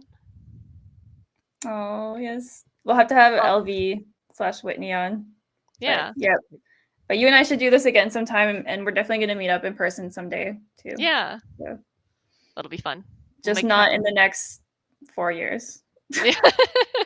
Yeah, I'm maybe not we have to crossing the wait border. for we have to wait for some things here to calm down. Maybe I can come to Canada. That would be fun.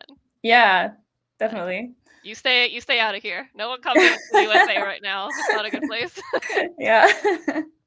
All right. Thank you guys so much for watching. Appreciate everyone in the chat, and if you're just lurking. And I will see you again soon, hopefully. And yeah, links to things will be below. Links to Marowe are down below, and my book. Your book, and then I think you talked about your partner channel. I don't know if you can edit the link, but Oh, yeah. I would Also, love. I should put a caveat. It's kind of too late, but there are AI voices in the cartoon, but they're working Uh-oh. on. They're not going to continue them. I was not in charge of that, but I know They're I look like a hypocrite, like just ranting about AI, and then but like they're working with no budget. But mhm. yeah, Yeah, they're doing better now. So sounds yes, good. I'll be excited to see the final product. okay. Yeah. Thank you guys. Thank you. Bye. Bye. Okay.